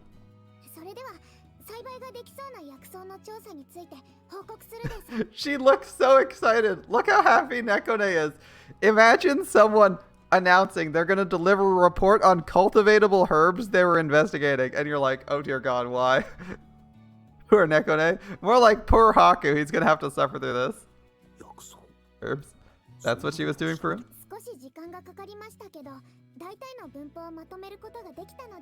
It took some time, but I believe I was able to summarize the distribution. This is all the data. I took care to concentrate my search on one suitable for cultivation in Enakamui. One lengthy file after another is piled on top of the desk before me. A literal mountain of text. I'm impressed you found this much. This data is beyond one person's efforts.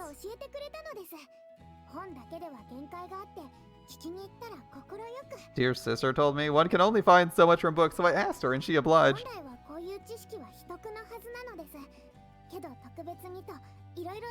Apparently it falls under trade secrets, but she made an exception for me. So Kuon did... Kuon? Lady Kuon. So that explains why Kuon was holding up in a room and throwing her jobs at me.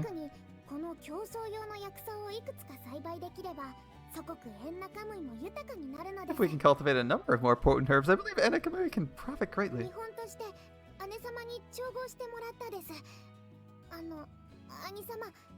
I had dear sister mix one of the sample. Here, dear brother, you've been so busy. This might help. I don't believe I'm pushing myself too hard. You must see if you fall ill. If you fall ill, it'll cause problems. You must take better care. I will try to pay more attention to my well-being. What about my next report? Hold on. She's just acting like she does with Ashtar. Has she really not noticed it's me? Maybe I'll keep it up a while longer. I wonder how long I can get away with this. Is there anything you wish to clarify? You've done well. By the way, Nekone, are you pressed for time at all right now? I currently don't have anything planned at the moment. Here for a while. I pick up Nekone and she comes closer and put her on my lap like Ukon did. Dude, Haku, I guess Haku likes him young? I don't fucking know, but alright.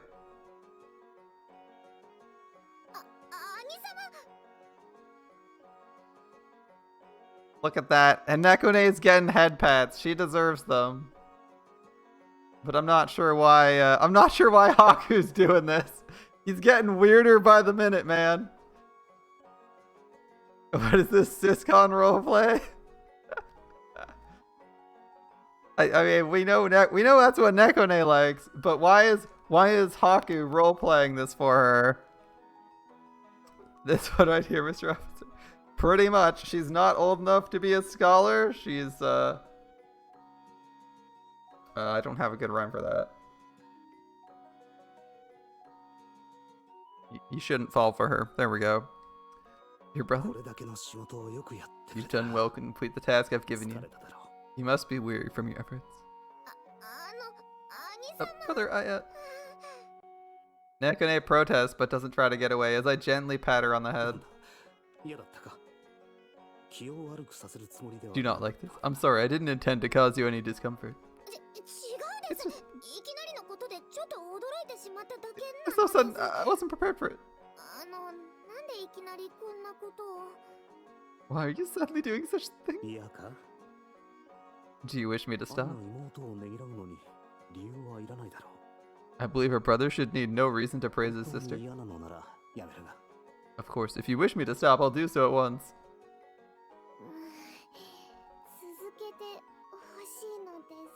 Ah, she'd like me to continue.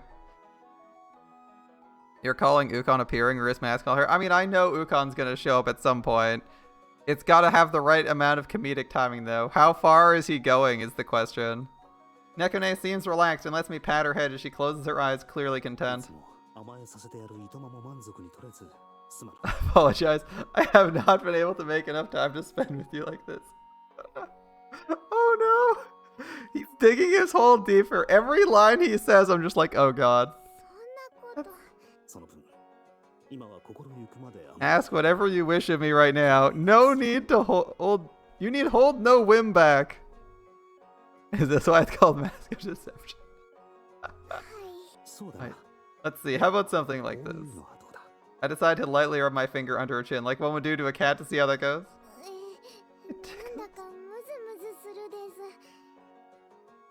Oh boy. Should I stop? Nekone doesn't say anything, but she leans a little closer. I decide to try doing it again. She leans, tilting her head into it. She closes her drooping eyes, her face a blend of embarrassment and bliss.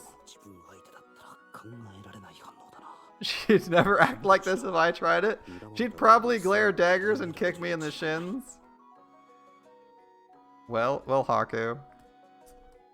This does count as assault. Sorry. Little do you know, this man is not Oshtar. You've lowered your guard, little girl. I'll do as I please. Nekone jumps a little in surprise. My hands settle over her ears, gently stroking them. Do you not want me to?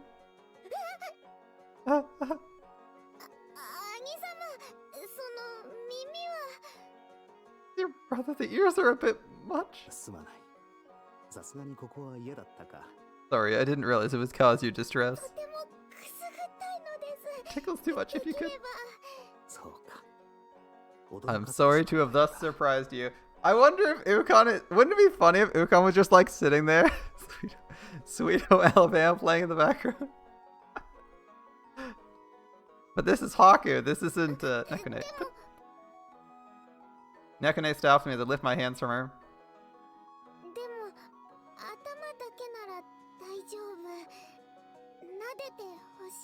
Here are your head pads. I don't mind you patting me on the head. I would like that. Nekone gently rubs her head against my hand as she speaks. She's actually kind of cute like this. I get why Mikazuchi wants to pet her. It's not over yet. I won't let it end like this. As I let Nekone lean on me in my relax, I withdraw something from my pocket.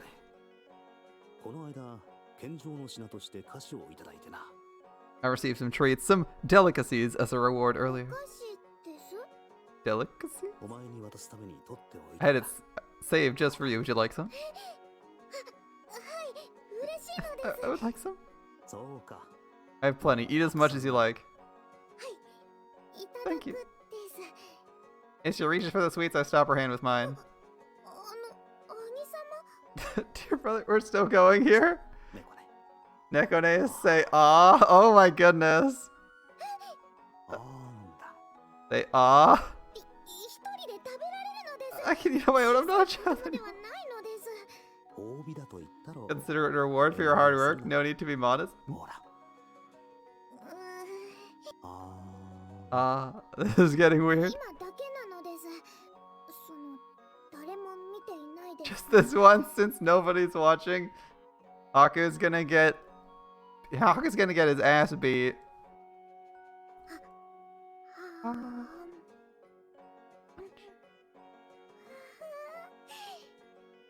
Nekone stays silent, but I can see she's beaming. Is it good? Very sweet. Just melts in my mouth. Dear brother? Naya.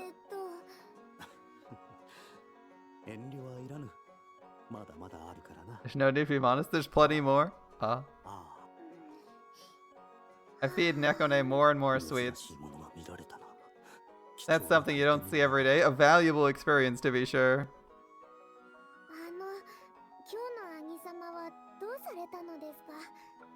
Oh my goodness, how long is this scene going to last? Is he gonna get away with this? Is he getting away with this? Is he gonna have to like get up and walk out, change it, and like, what? How long is this gonna go on? You seem a bit unusual today, dear brother. Is something amiss? You find it strange? You usually don't do such things in that appearance.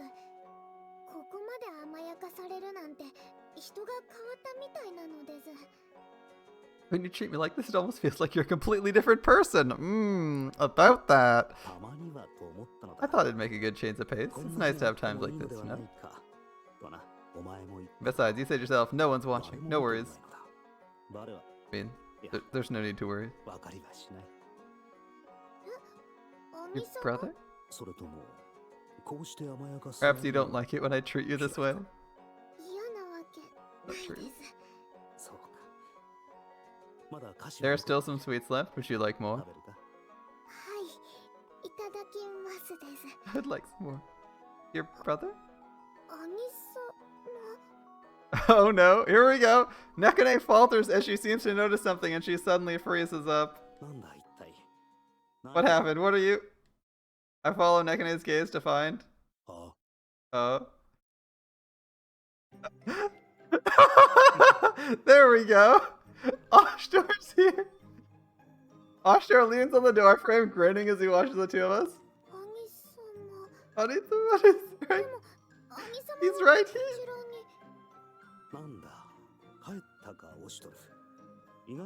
You've returned, Oshtor. It seems you are swifter than I anticipated.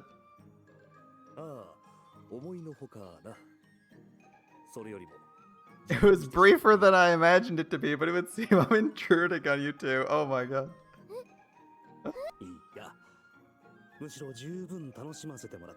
Not at all. I found a fine way to entertain myself.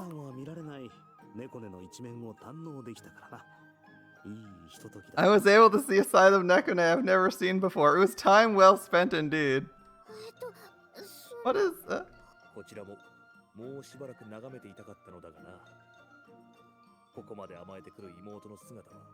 I too wish to watch a little longer. It's rare to see my sister this unguarded.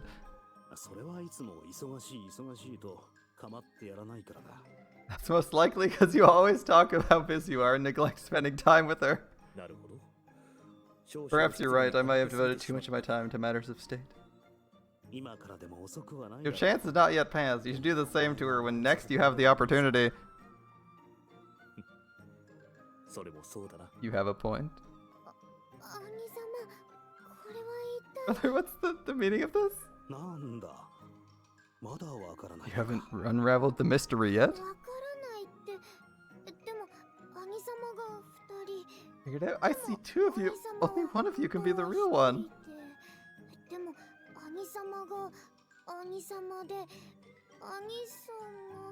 You're my dear brother and he's you. Which is? So it appears you believe I, the occupant of this room, am your dear brother Oshtor. However,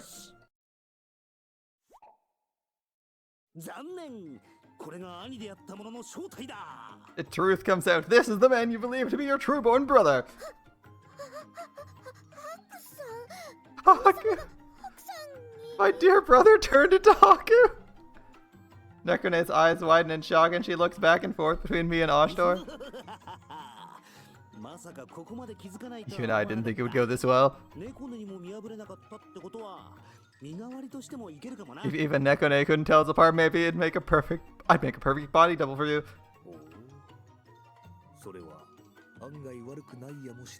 You might be onto something. Wait, shit. I forgot I said that. Stop looking so pensive. I know you want me to handle all the work so you can go full Ukon.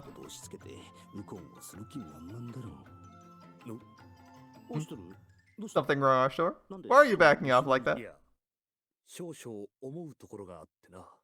There's something that has caught my attention. Oh, what's that? I recommend you take care to guard your flank. My flank? As I look back, the last thing I see is Nekone raising her staff as high as she can. Nekone? Beaten unconscious. Does anyone think he didn't deserve that? Beaten into another dimension. I walk along as Ururu and Sarana hold my hands, guiding me through the foggy night. It's been a while since Mito last invited me over, but my heart's a little heavier as I walk onward. He did give me the job to inspect the ruins. I'm sure he wants a detailed report on it. For some reason, he didn't call me immediately after I returned, though. To be honest, I don't want to remember what happened there. It was convenient for me, but just when I had almost forgotten the whole thing, he calls me over. And I'm guessing he wants to talk to me about what happened. About how the Tatari are what's left of the human race. I wonder if I'm allowed to tell him the truth. Knowing the old man, I wouldn't be surprised if he already knows. The problem is whether he knows that I know. Kuon's right, this could be dangerous if things go badly. Master? You don't look well. Is this something trouble you? Keeping silent isn't an option.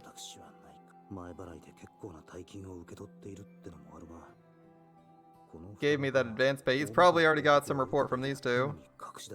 I might lose his trust if I try to hide this information. You're probably gonna have to tell the truth here. Master? It's nothing. Overanalyzing isn't gonna help. All I can do is let things play out. The two lean in closer as though trying to comfort me. Do I really look that uneasy? Yes you do, Haku. I can only imagine Haku looked like a nervous wreck half the time. And hello, this is a new piece of the garden. We've never seen this before. As we walk the road, I realize we've arrived in that strange hallway. It's different from the verdant garden we usually reach. It's a path, regal and ornamented. It's a huge hallway, one so big you could mistake it for a road. And at the end I see a grand and beautiful door. This is... this way. Two continue to lead me forward and I follow. Wait, I recognize this place. There's no way I'd forget it. This is... Door slowly opens. And beyond it lies a giant hall. Hello, my friend. How's it going? The place where the most powerful man in Yamato sits, the throne room. Far in the distance, I see Hanoka standing next to the throne, a quiet smile on her face. And beside her sits the man who the people call God Incarnate, the Mikado. He has an air of kingly dignity about him, just like I remember from my last audience. I suppose the only thing that's different is that this time we're the only ones here. So you've come, I've been waiting. Thank you for joining us. Gramps, what's the meaning behind all this? Or in this case, shall I address you as the Mikado? That's right, the old geezer who called himself Mito is actually the Mikado. The Mikado's eyes narrow to slits as he observes me. It's like he's looking past me and not at me.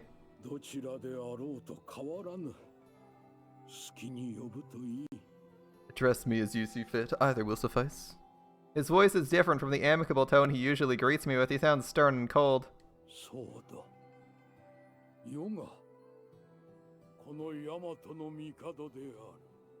You are correct, I am the Mikado of Yamato. Does this face surprise you?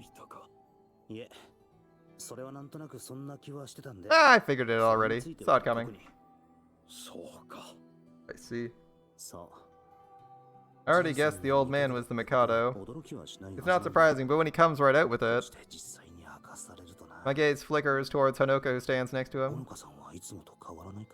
Hanoka looks same as usual. It's a relief to see her. どうかなさいましたか? Is something the matter? あ、いえ。 No. これまでと何を変える必要がある。白も好きにすればよい。 What use is there in changing now, Haku? Act as you wish, there are none to reprimand you. じゃあ、これまで通り、水戸じいさんと呼ばせてもらうか。 I'll go with Mito, like usual. Formalities seem kind of useless by now, and they're kind of tiring. I expected as much from you. それで、なぜだ? What's the occasion? What do you mean by that? なぜ今になって Well, you reveal your secret identity all of a sudden like this. We're in this place instead of the tea garden? Ah, that's what you want to know. It's pretty straightforward, right? You're making it sound like I should be asking about anything else. I mean, Haku is the least inquisitive person on the planet. What do you expect, Mikado? The old man's expression softens for a moment, as though looking at something long gone.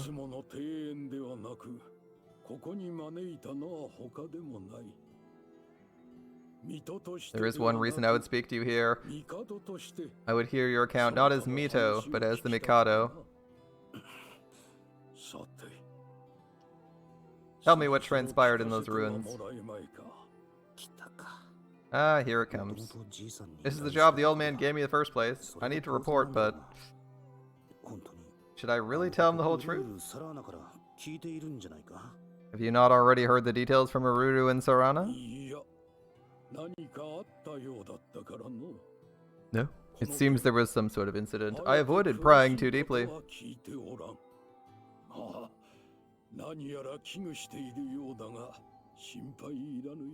It seems you are wary of something. You need not be concerned.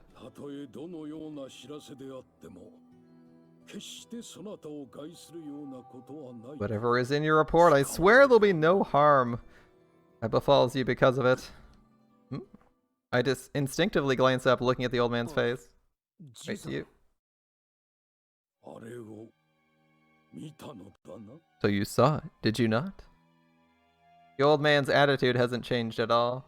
But something's different, something I never saw in him before. Who are you? This guy knew what I'd find in the ruins, and he sent me there anyway. More importantly, it sounds like he knows what those things are.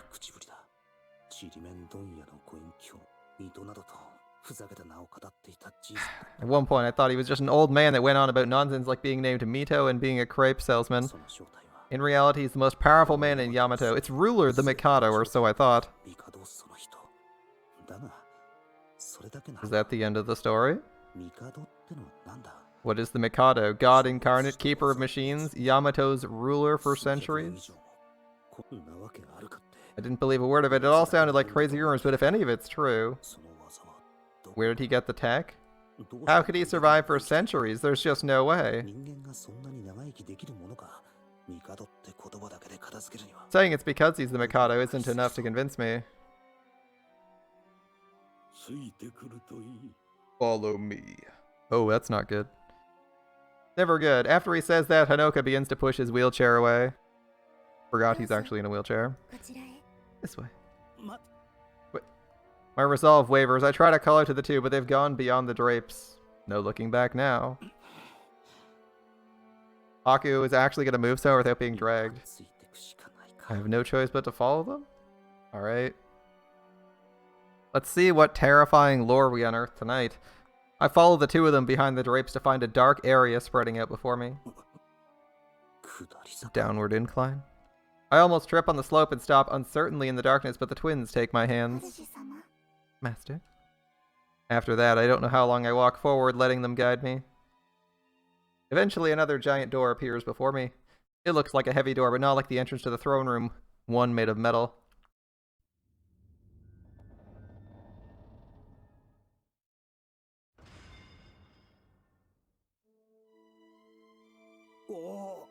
Oh, hello.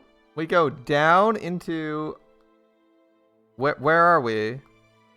We're above an entire forest. Is this another layer of the world? What are we looking at?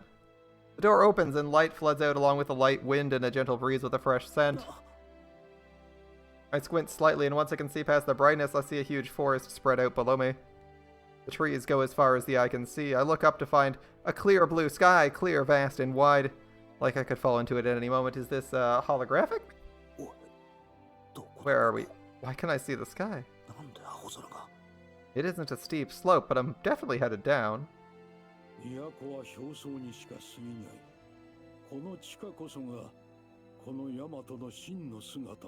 The capital is merely the surface. These underground areas are the true Yamato. It is a place where the forgotten past has been sealed, a past long since discarded. Okay. The past. こちらです。 Okay. This way. He places the wheelchair on a transparent, glowing flight of stairs leading downwards. As she steps atop them, the stairs begin smoothly and soundlessly gliding downward. I follow, and the stairs carry me down without a sound as well. A calm breeze flows past me. Flower petals dance on the wind. Far beyond, I see a lake's surface glittering with light. A flock of birds clusters above. I'm looking down on a paradise. Who'd have thought there'd be something like this beneath the capital? Yeah, I'm kind of surprised. The blue sky and horizon are likely simulations, but still, judging by the trees, this place is deep. I'd say its size is just right for the mausoleum on the surface to fit here. I look around wide-eyed and see a clearing at the base of the staircase in a giant building. This place. Ah, the garden where I talk with Mikado.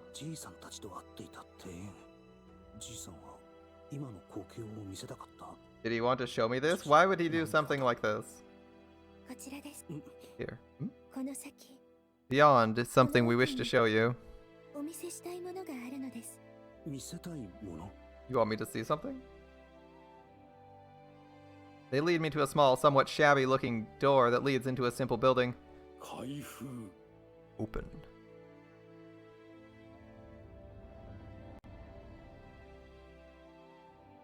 After the old man speaks, a small crack appears and the doors slowly begin to open. The door's easily the smallest of the ones so far, but it seems the densest and has the most security. Almost like it's meant to seal something away. We enter through the doorway and continue on. Ooh. There's no visual background. There's no background visual. Okay. After taking a few steps inside, lights illuminate the hallway all the way to the back. Another facility as expected. Yep. This place is... The view is unlike anything I've seen in this world. Everything is made of a cold, lifeless material, neither stone nor wood, glass panes in windows. Remnants of a memory like the ruins I saw, but this one isn't just a remnant, there's something alive in it, like the entire place is breathing. A nostalgic, comfortable feeling, something left behind by time. There still was. I can feel the pieces of the puzzle starting to click into place. Hanoka stops pushing the chair forward. It seems we've hit the end of the hallway. 少しご気分が悪くなるかもしれません。 May cause ご discomfort. 注意を。 Please brace yourself. What? The next moment, a sensation runs through my body like I'm floating upward. Elevator. Magic elevator. I can see the walls around us rising up at an alarming speed. For a moment, I think that's what's happening, but it's the opposite. We're falling. We're going down. The floor beneath us is moving downward at a tremendous speed. Down we go into the elevator. Down we go as deep as the elevator takes us. Eventually, the walls around us disappear. We move slower and grind to a halt. That's not a very safe elevator. Just saying. OHSA violations everywhere. The walls are moving. Ah, a pristine version of the lab. This is where I... There's something here I wish you to see. A beacon to guide you to the past you have lost. Past I lost. What do you mean? 白様、 Haku, are you certain? 本当によろしいのですか？あ今なら You have the option to turn back まだ should you wish 戻 it. れるのですよ。 I wonder if in the center of that bulb is like a giant fucking Tatari. That'd be cool. ほのか Okay. 申し訳ありません。ですが、やはり申し上げておくべきかと。 My apologies. I believe he deserves the right to choose. 好きにせよ Do as you please. Hanoka gives a deep bow to the old man and turns towards そ me. れはどういう意味です？ What do you mean by this? 今ならまだ引き返せます。 Now is your last chance to turn back. If you wish to do so, I won't stop you. 私たちもお引き止めしません。このまま何もなかった Leave this place. Pretend nothing ever happened. Forget all you've seen today. お忘れください。 Alright, the classic red pill, blue pill choice. そうすれば、明日からまた Choose to do so, and you may remain living the same peaceful life you have always known. ですが、 But if you choose この先 If you へ choose 進んで to しまえばもう go down the rabbit hole, there will be no turning back. できません。 Alright. Take the red pill. You'll proceed from here, and there's no turning back. Come on, guys. 白様、 Lord 白 Haku. 様はすでに記憶を取り戻しているのですね。 You have regained your memories, have you not? ですが、 However, you do not understand the situation you're in. 自分の身に何が起こ What's ったのか happened to you? Why the world's changed? You don't なぜ understand 世 these 界が things. こんな変わり果ててしまったのか違いますか？ Am I correct? ほのかさん、あなた Hanoka, who exactly? ここから先へ進めば If you proceed, the questions will be あなたの answered. 疑問は評価されるかと思います。ですが同時に Everything around you will change as あなた well. を取り巻く状況は Alright. 何もかもが変わってしまうでしょう。 What do you think, Haku? Haku seems the type to blue pill any day, honestly. But I assume for plot reasons he'll red pill. Let's see. 周りの環境も The world you live in and yourself never be the そ same. れでもあなたは You still wish to proceed? 先へ進 So み ominous, ますか？ so unclear. Hanoka cautions me as though somewhere between warning and threat. Meaningful words as though she already knows all about me. ここに来て Coming here made it clear the Mikado never invited some random nobody over by chance. Of course, you were destined to be brought here. 偶然なんかじゃない。何か He knows something, or perhaps everything, 全てを知っている。失われた about my past. 気がつけば When I first came to, I found myself in the middle of mountains with no memory. 取り出されていた。クオンに Kuon saved me. I continued living with the nagging feeling, unable to remember my 違和 past. 感そして思い出してみれ But now I remember it all. ば街が The cities, my house, 家族が my family, 全てが消え everything's gone. 何なんだ What do these ruins mean?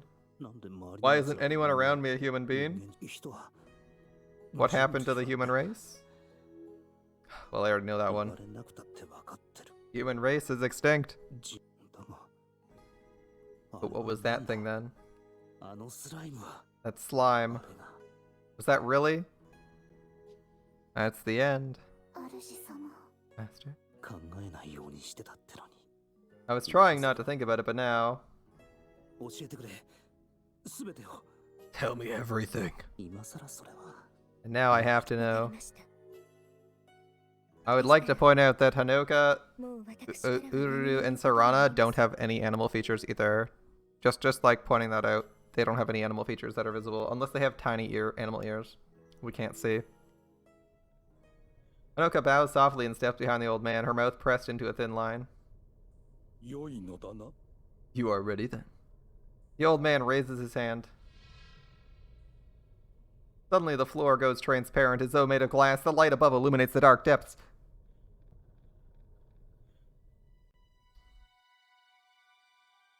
And what I see is a disturbing sight. A substance like vivid red rotting flesh. Ha!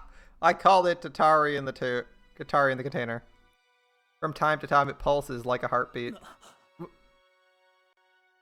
No mistaking it. たたり Tatari.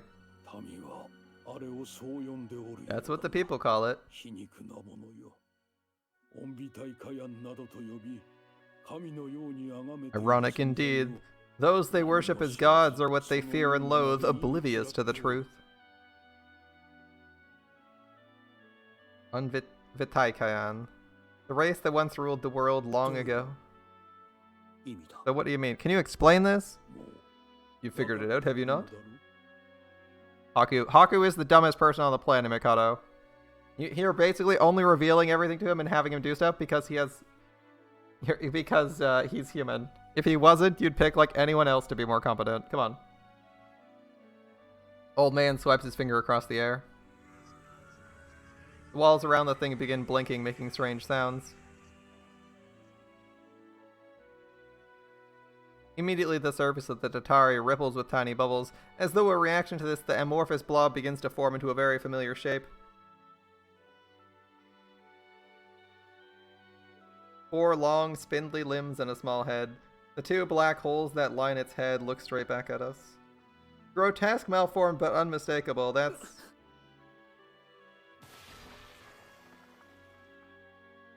In the next instant, the shape all but explodes apart, returning to its amorphous, lurching form. Nausea washes over me, and I put my hand over my mouth and take a step back. I don't know why he's shocked. He's seen this happen to like 50 people in real life, and watching a video of it's traumatizing to him. Like, come on, dude. I mean, it's hockey, but still. やっぱりそうな But の they really are. 消えた人類がどうなっ I already knew what happened to the human race. 本当は I don't know why Hawk is reacting in such a way when he already knew that, and it's not like he had like it's not like he was rushed here 5 minutes later. It's like 6 months later. This guy's reminding him of it, and he's like, oh my god, oh my god. なのに There was a part of me that was trying to deny it, refusing to accept it.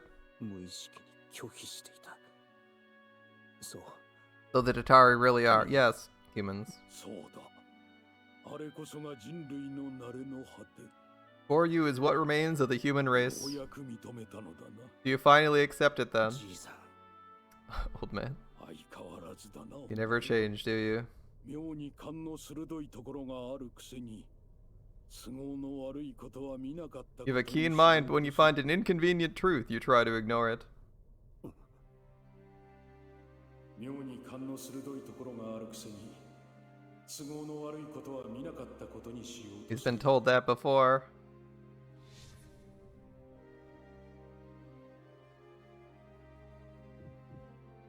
It's his brother, the researcher? 気持ちはわからんでもないが、お前の悪い癖だ。 I can't blame you, of course, but it's a bad habit nonetheless. まさか You can't be.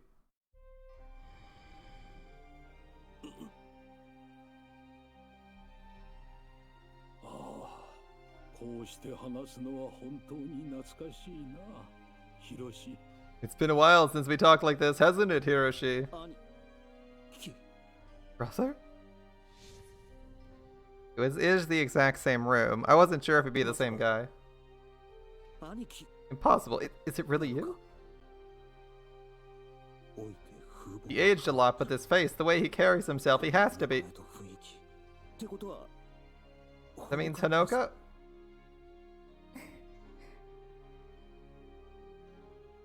本当に相変わらず You haven't changed at all. あの頃と全く変わって Just the way I remembered you, just like back then.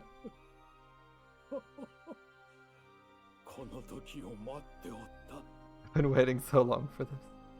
ずっと A long time. So long I lost count of the years, but I finally found you. 忘れてしまうほど長い間、お前が見つかるのを待っておった。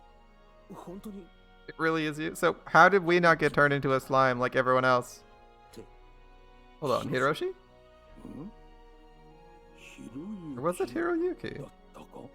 だったかひろゆきって誰だよ You mean, or was it? Who the hell's Hiroyuki? いや、和樹。 Azuki, I think? おい You're kidding. ゴンスケ。 Gonsuke? 兄貴まさか弟の名 How do you forget your own little brother's name?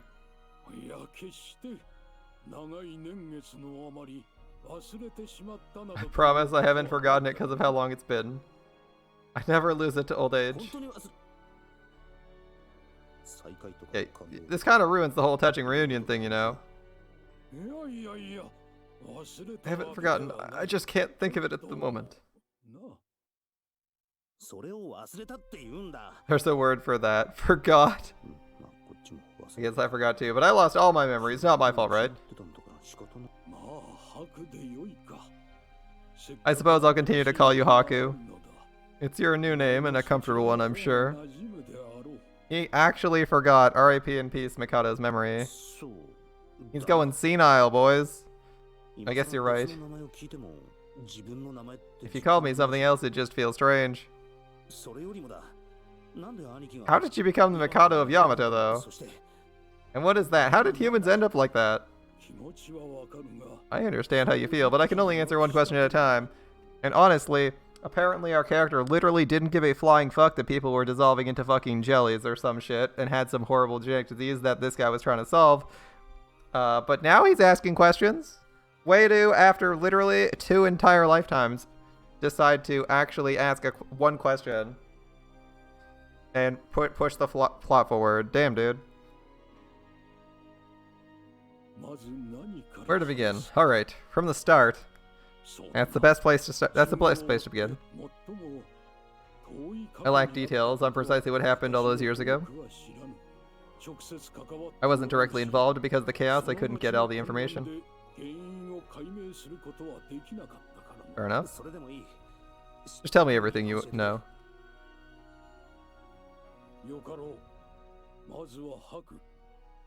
I'll start with what happened to you. Okay. You became a test subject for my research. Remember I put you in cold sleep for the final phase? Is that so? To be honest, my memory around then is quite hazy.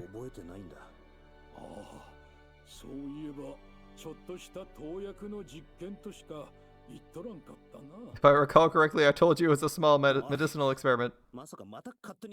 Wait, you made me your guinea pig without telling me? Relax. The test had been conclusive. It was perfectly safe. I think. Everyone in the facilities we found literally turns into a gelatinous ooze. What do you mean it's perfectly safe? Last part doesn't seem... The final adjustments were in place. All that remained was to wait for you to awaken. But then, for reasons beyond my understanding, it happened. It? The calamity. Okay. A strange disease spread across the world. An illness which melted, converted people into slimes. Okay. So it is a disease, as predicted. That's... Those things are what remain of them. Oh, so presumably the reason Haku did not get sick is because he was already in cryo before the creatures before the disease came around. Okay.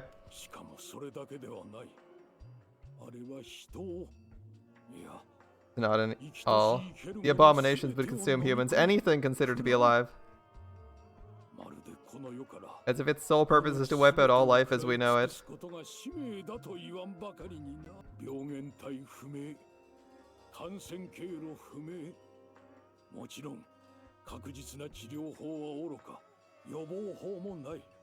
We knew not the cause, the mode of transmission, or its cure. Just one day, your body would give way. We spiraled into fear and chaos. Imagine the person next to you suddenly melting, then trying to kill you. Well, that's considerably more paranoia-inducing than zombies. If, like, literally everyone could be fine, and then all of a sudden, you know, 10 people in a sealed room for 3 days, and all of a sudden, on day 2.5, someone randomly turns into sludge and murders everyone else, that'd be terrifying. Even shelters completely closed off from the outside world meant nothing. Whether they were God's divine punishment or a demon's infernal scourge, there was no escape. You must know by now, those who have dissolved into slime are immortal. Whatever we did, there's no way to exterminate them. Okay, so here's my question for you, Mikado. If there are 7 billion people on the planet, how the flying fuck... If there are 7+ billion people on the planet turned into slimes, how the flying fuck are there not Tatari literally covering the globe? The few survivors panicked. They reached the mad conclusion to try and wipe them out using Amaterasu, a fictitious being. いやまたアマテラスって気候制御衛星の Wasn't that the weather control satellite? I don't know, like where this is going. They're gonna cause an ice age via. Okay, Amaterasu is a weather control satellite, so they're gonna use a weather control satellite to cause an ice age to kill all the slimes, or at least severely harm them. As you guessed, used as a weapon. 何考えてんだアマテラスはガイアレメディエーションの要だろう It was the whole key to Gaia remediation, wasn't it? 使い方によっては地表に人工太陽を If not used right, it could drop an artificial sun on Earth or cause a super hurricane? 制御を失えば氷河期になったりで Or an ice age. They could have turned Earth into an iceberg. Yes, that's what they did, Haku. そんなのを兵器として Even a child would understand using something like that as a weapon would be bad news. わかるだろうそうだ。そしてインフラが完全に崩壊し、 Indeed. The natural infrastructure collapsed and the environment we fought to rebuild was destroyed. 環境も破壊された。いつ隣人が化け物になって襲いかかってくるか。そんな疑心暗鬼 No one who knew who would turn next. Paranoia reigned and everyone saw each other as enemies. 周りのすべてが敵となった。そして全面戦争に突入したよ。 And so society devolved into all-out war. あれは戦争などではない。 We wouldn't call it war. ただ It was mindless carnage, people butchering each other blindly. その頃にはもう戦争ができる状態 And at that point, society had collapsed. We were far beyond the point of regimented war. いくつもの小さな太陽が地表を焼き The earth quaked and burned with the heat of countless miniature suns. Tsunamis engulfed the それ coasts. でも私は生き延びた。周りがスライムに But I survived somehow. As everyone around me turned to slime, I ran for my life. その混乱の In the chaos, I found this place. Unfinished, near completion, but deserted. 間近ゆえに放棄されていたここを見つけ逃げ込むことができた。 Lines like that make me think deserted means aka he killed everyone. それからどれくらい I don't know how much time passed while I was in here.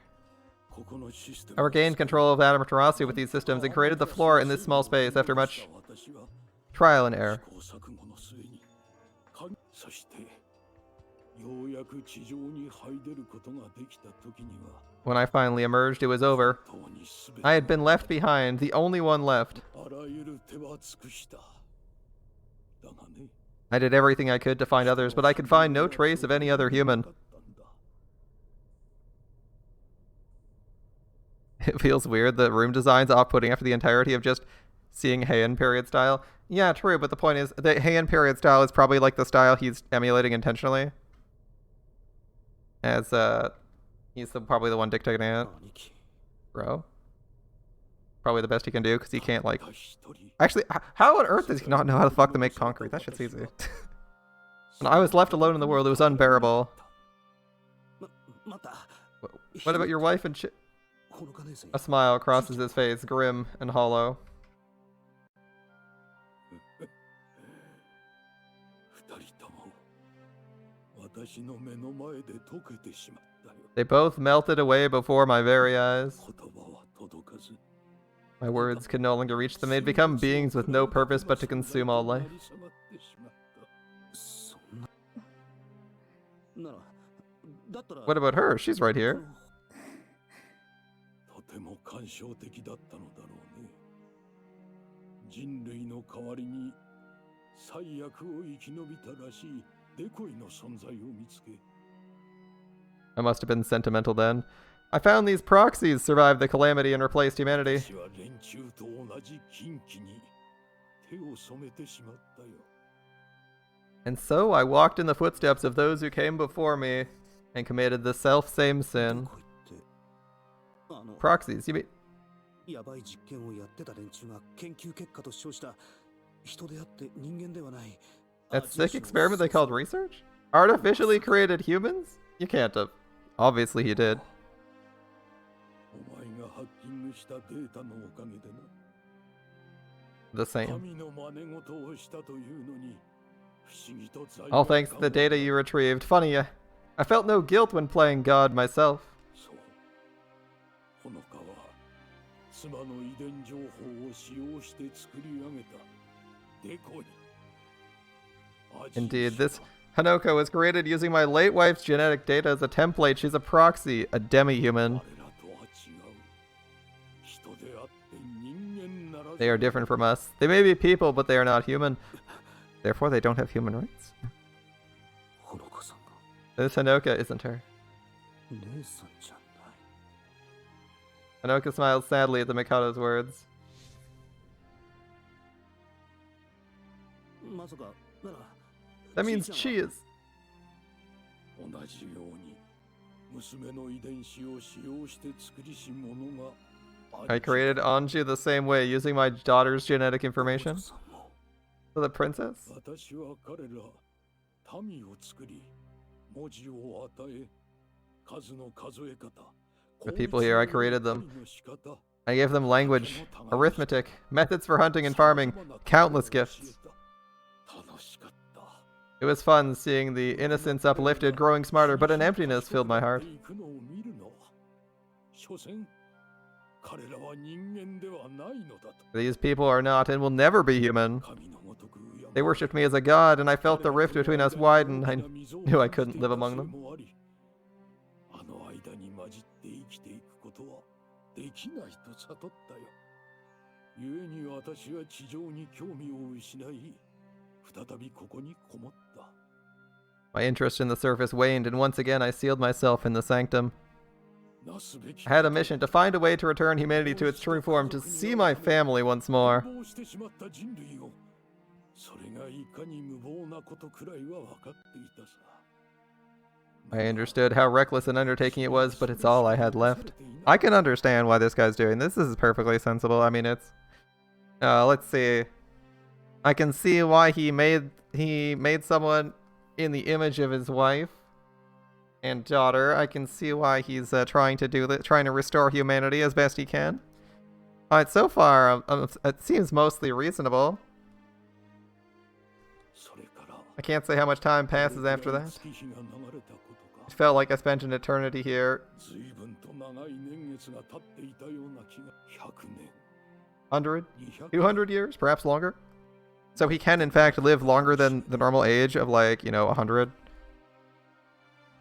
Interesting. ちょっと待った。 Wait, 200 years? 200年って言われてみりゃ帝は何百年も生きてるって聞くし People say Mikado's been alive for centuries. That makes no sense. Yeah. What?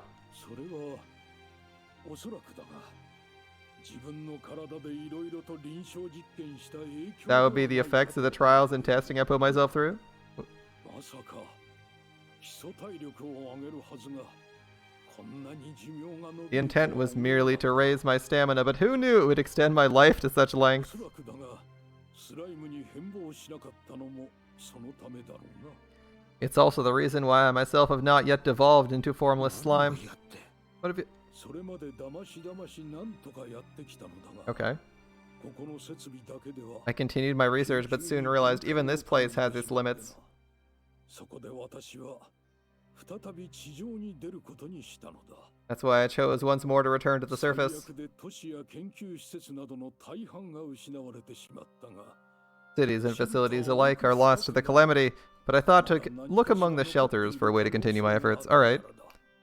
Makes sense. だが地の底から出た私は目の前にある風景に言葉を失ってし When ま I った emerged from underground, what I saw waiting above astounded me. 正直世界 It が was an even greater shock than when I first ascended and found the world destroyed. 衝撃が強かったよそこにあったのがデコイたちの国だからだ Before me lay the Proxy's city. It was no mere village. Entire kingdoms had arisen in my absence. 王国がすでに Oh, so the Heian stuff is actually just naturally reoccurring?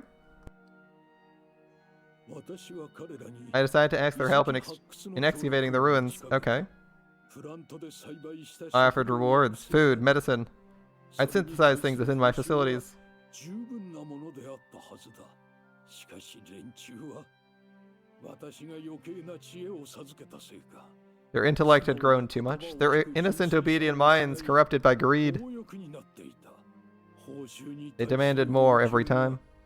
徐々にエスカレートしていったのだ彼らの要求に応えたよ良くない傾向 I tried to meet their demands. Their developments didn't please, but I was desperate for help. それらが必要だったからだ。すると今度は勝手にそれを遺跡から持ち去り、 Their avarice grew. They began plundering the ruins, asking high prices for finds. 彼らには理解できぬ石ころにも等しいものをだ。 Things that held no value, things they had no understanding of. 要求にも応えた。腹に据えかね I answered these demands as well, and I grew angry with their hubris, but I had no choice. Everyone's favorite, greed. 鉄技術、新種の作物の種、井戸の採掘、精緻な天文学。 Metallurgic secrets for composing alloys, seeds for agriculture, secrets of well digging, star charts. 彼らには革命的な知識 Trifles to me, revolutionary to them. それにより彼らの社会が一夜にして弱者と強者が入れ替わったりもしたが、 Such prizes would overturn their power balance overnight, but their political affairs didn't concern me, alright? 知るところでは彼らが愚かに、 Until one day they chose to stand in my way. 彼らは愚かであった。 Foolish children. 知識の奪い合いが始まり、ついには私を捕らえ、その知識を独占しようとする者 They まで stole my 現 secrets れ from each other, and some thought to capture me to monopolize my knowledge. 私は失望した。 It was the second time I was so disappointed. They're like us not only in appearance, but in soul. 似ているだけではなく、しかも彼らが勝手に持ち出した精密機器は原理も知らず存在に扱われたため、 Most machinery they stole from the ruins is treated carelessly. They knew nothing and ruined everything they touched. 私は彼らへの干渉 So I を discarded my sympathy, and they became obstacles to be dealt with. この目的のため、卓越 I used the advanced knowledge and technology to conquer them and form my own army. 彼らを支配し、元より These 彼ら demi-humans are genetically predisposed to obey us. After all, it went surprisingly smoothly. 刷り込まれているため、ことは思った以上にたやすく進んだよ。私は忠実なるものとなった彼らを使い、遺跡を占有し、 I took those who were loyal and seized control of the ruins, conquering all who opposed me. 支配下に置いた。 Alright? それがこのヤマトの成り立ちな And のだ。 that was the birth of 我 Yamato. が君あまり興奮なされては You mustn't lose your composure. Ah, right. そうであったな。 After being calmed by her words, my brother relaxes, leaning against the back of his chair. 苦労してきた。 Guess he's been through a lot. Lots of shitty people pissing him off. The end of humanity. He's got a rough hand. And a rough life, man. Alright.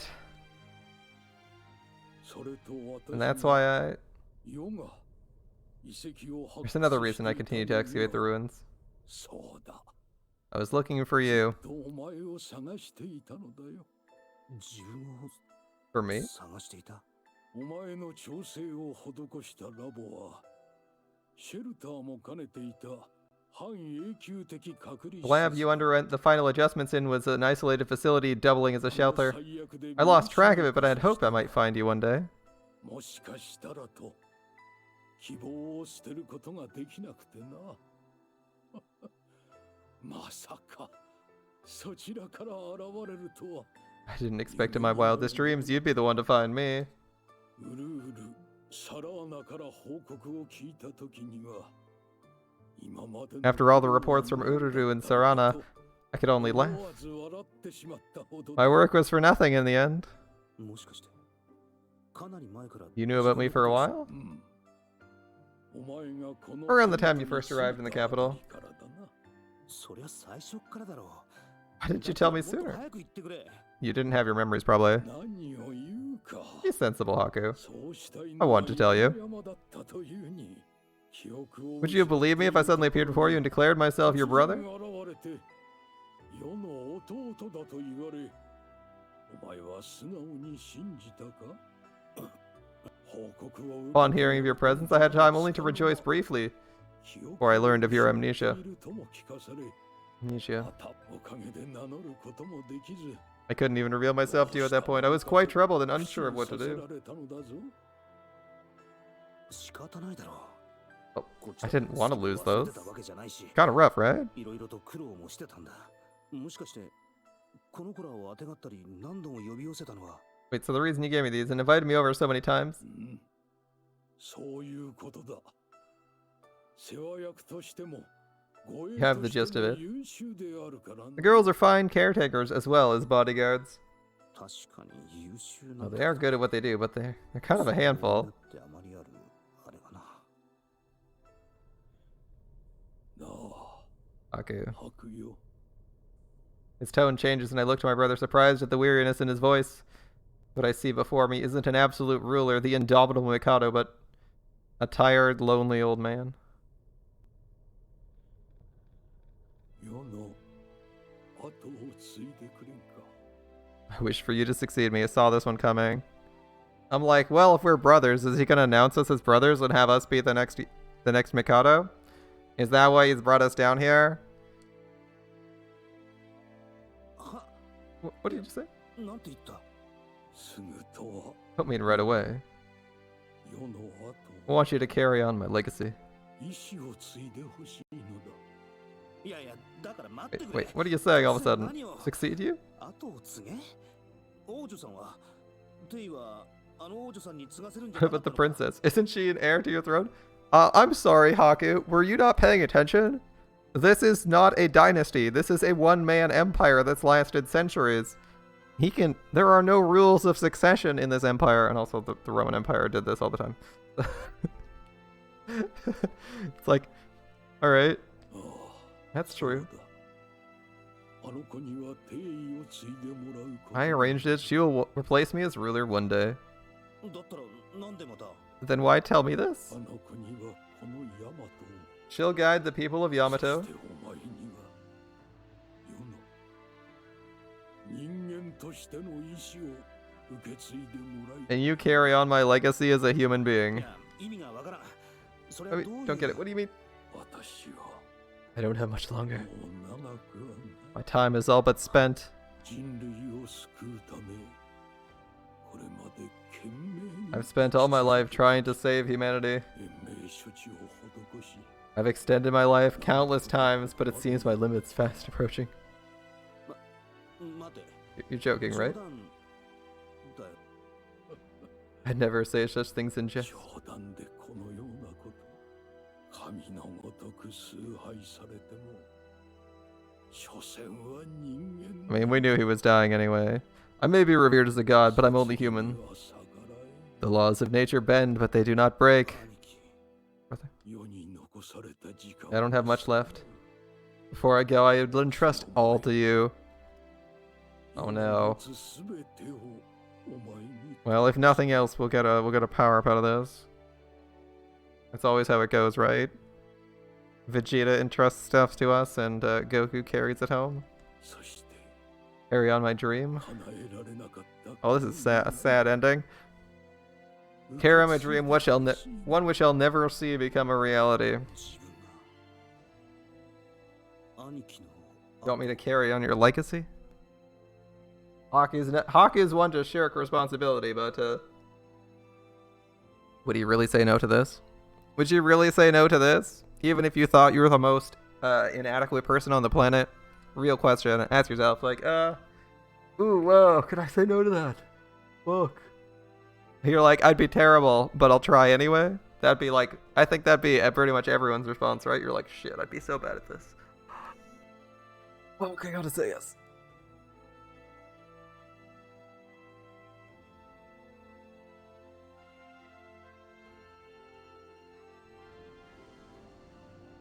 I feel my body rising up. It's the opposite of the view from before. The scenery below shrinks gradually further and further away. I silently stare at the view spreading across my vision. There's no turning back, so this is what Hanoka meant. I never expected things to play out like this. I didn't think in my dreams the Mikado would be my brother. That's why I felt like I'd met him before. How could I not notice?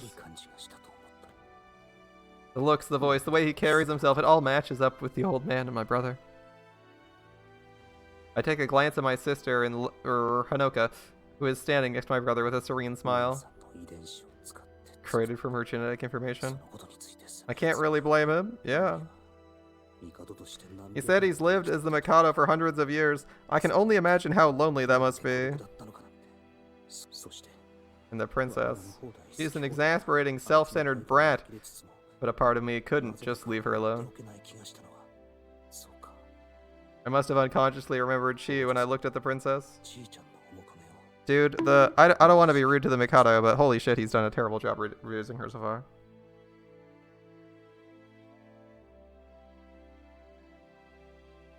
Then again, he is an old man who can't walk.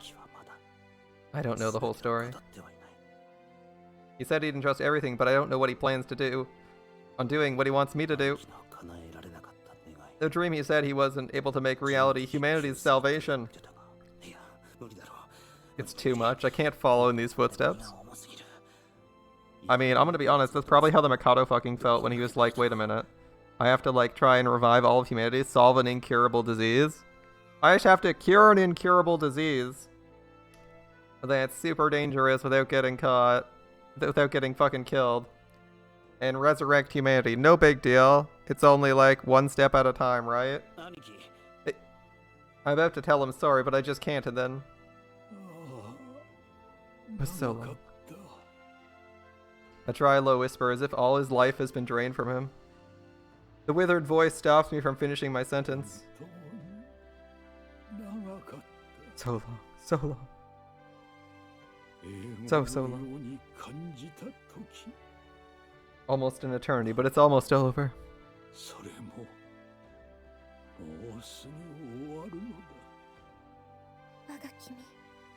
My liege. Look, I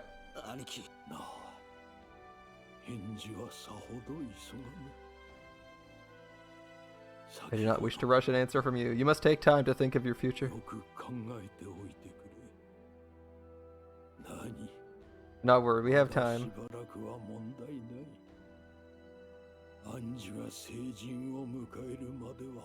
I intend to live at least until Anju's come of age. There's one thing I'd have you remember. You are my last hope. Thanks to you, my work will not be for nothing. I've finally been rewarded for my actions.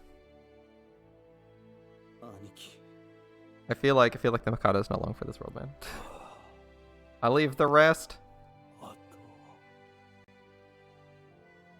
The last seems more to himself than me, the reedy voice barely audible as he fades into the dark.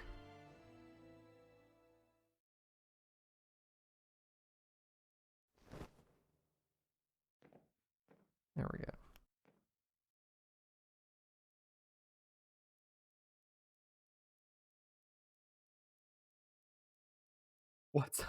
What's up next is the response. Damn. All right.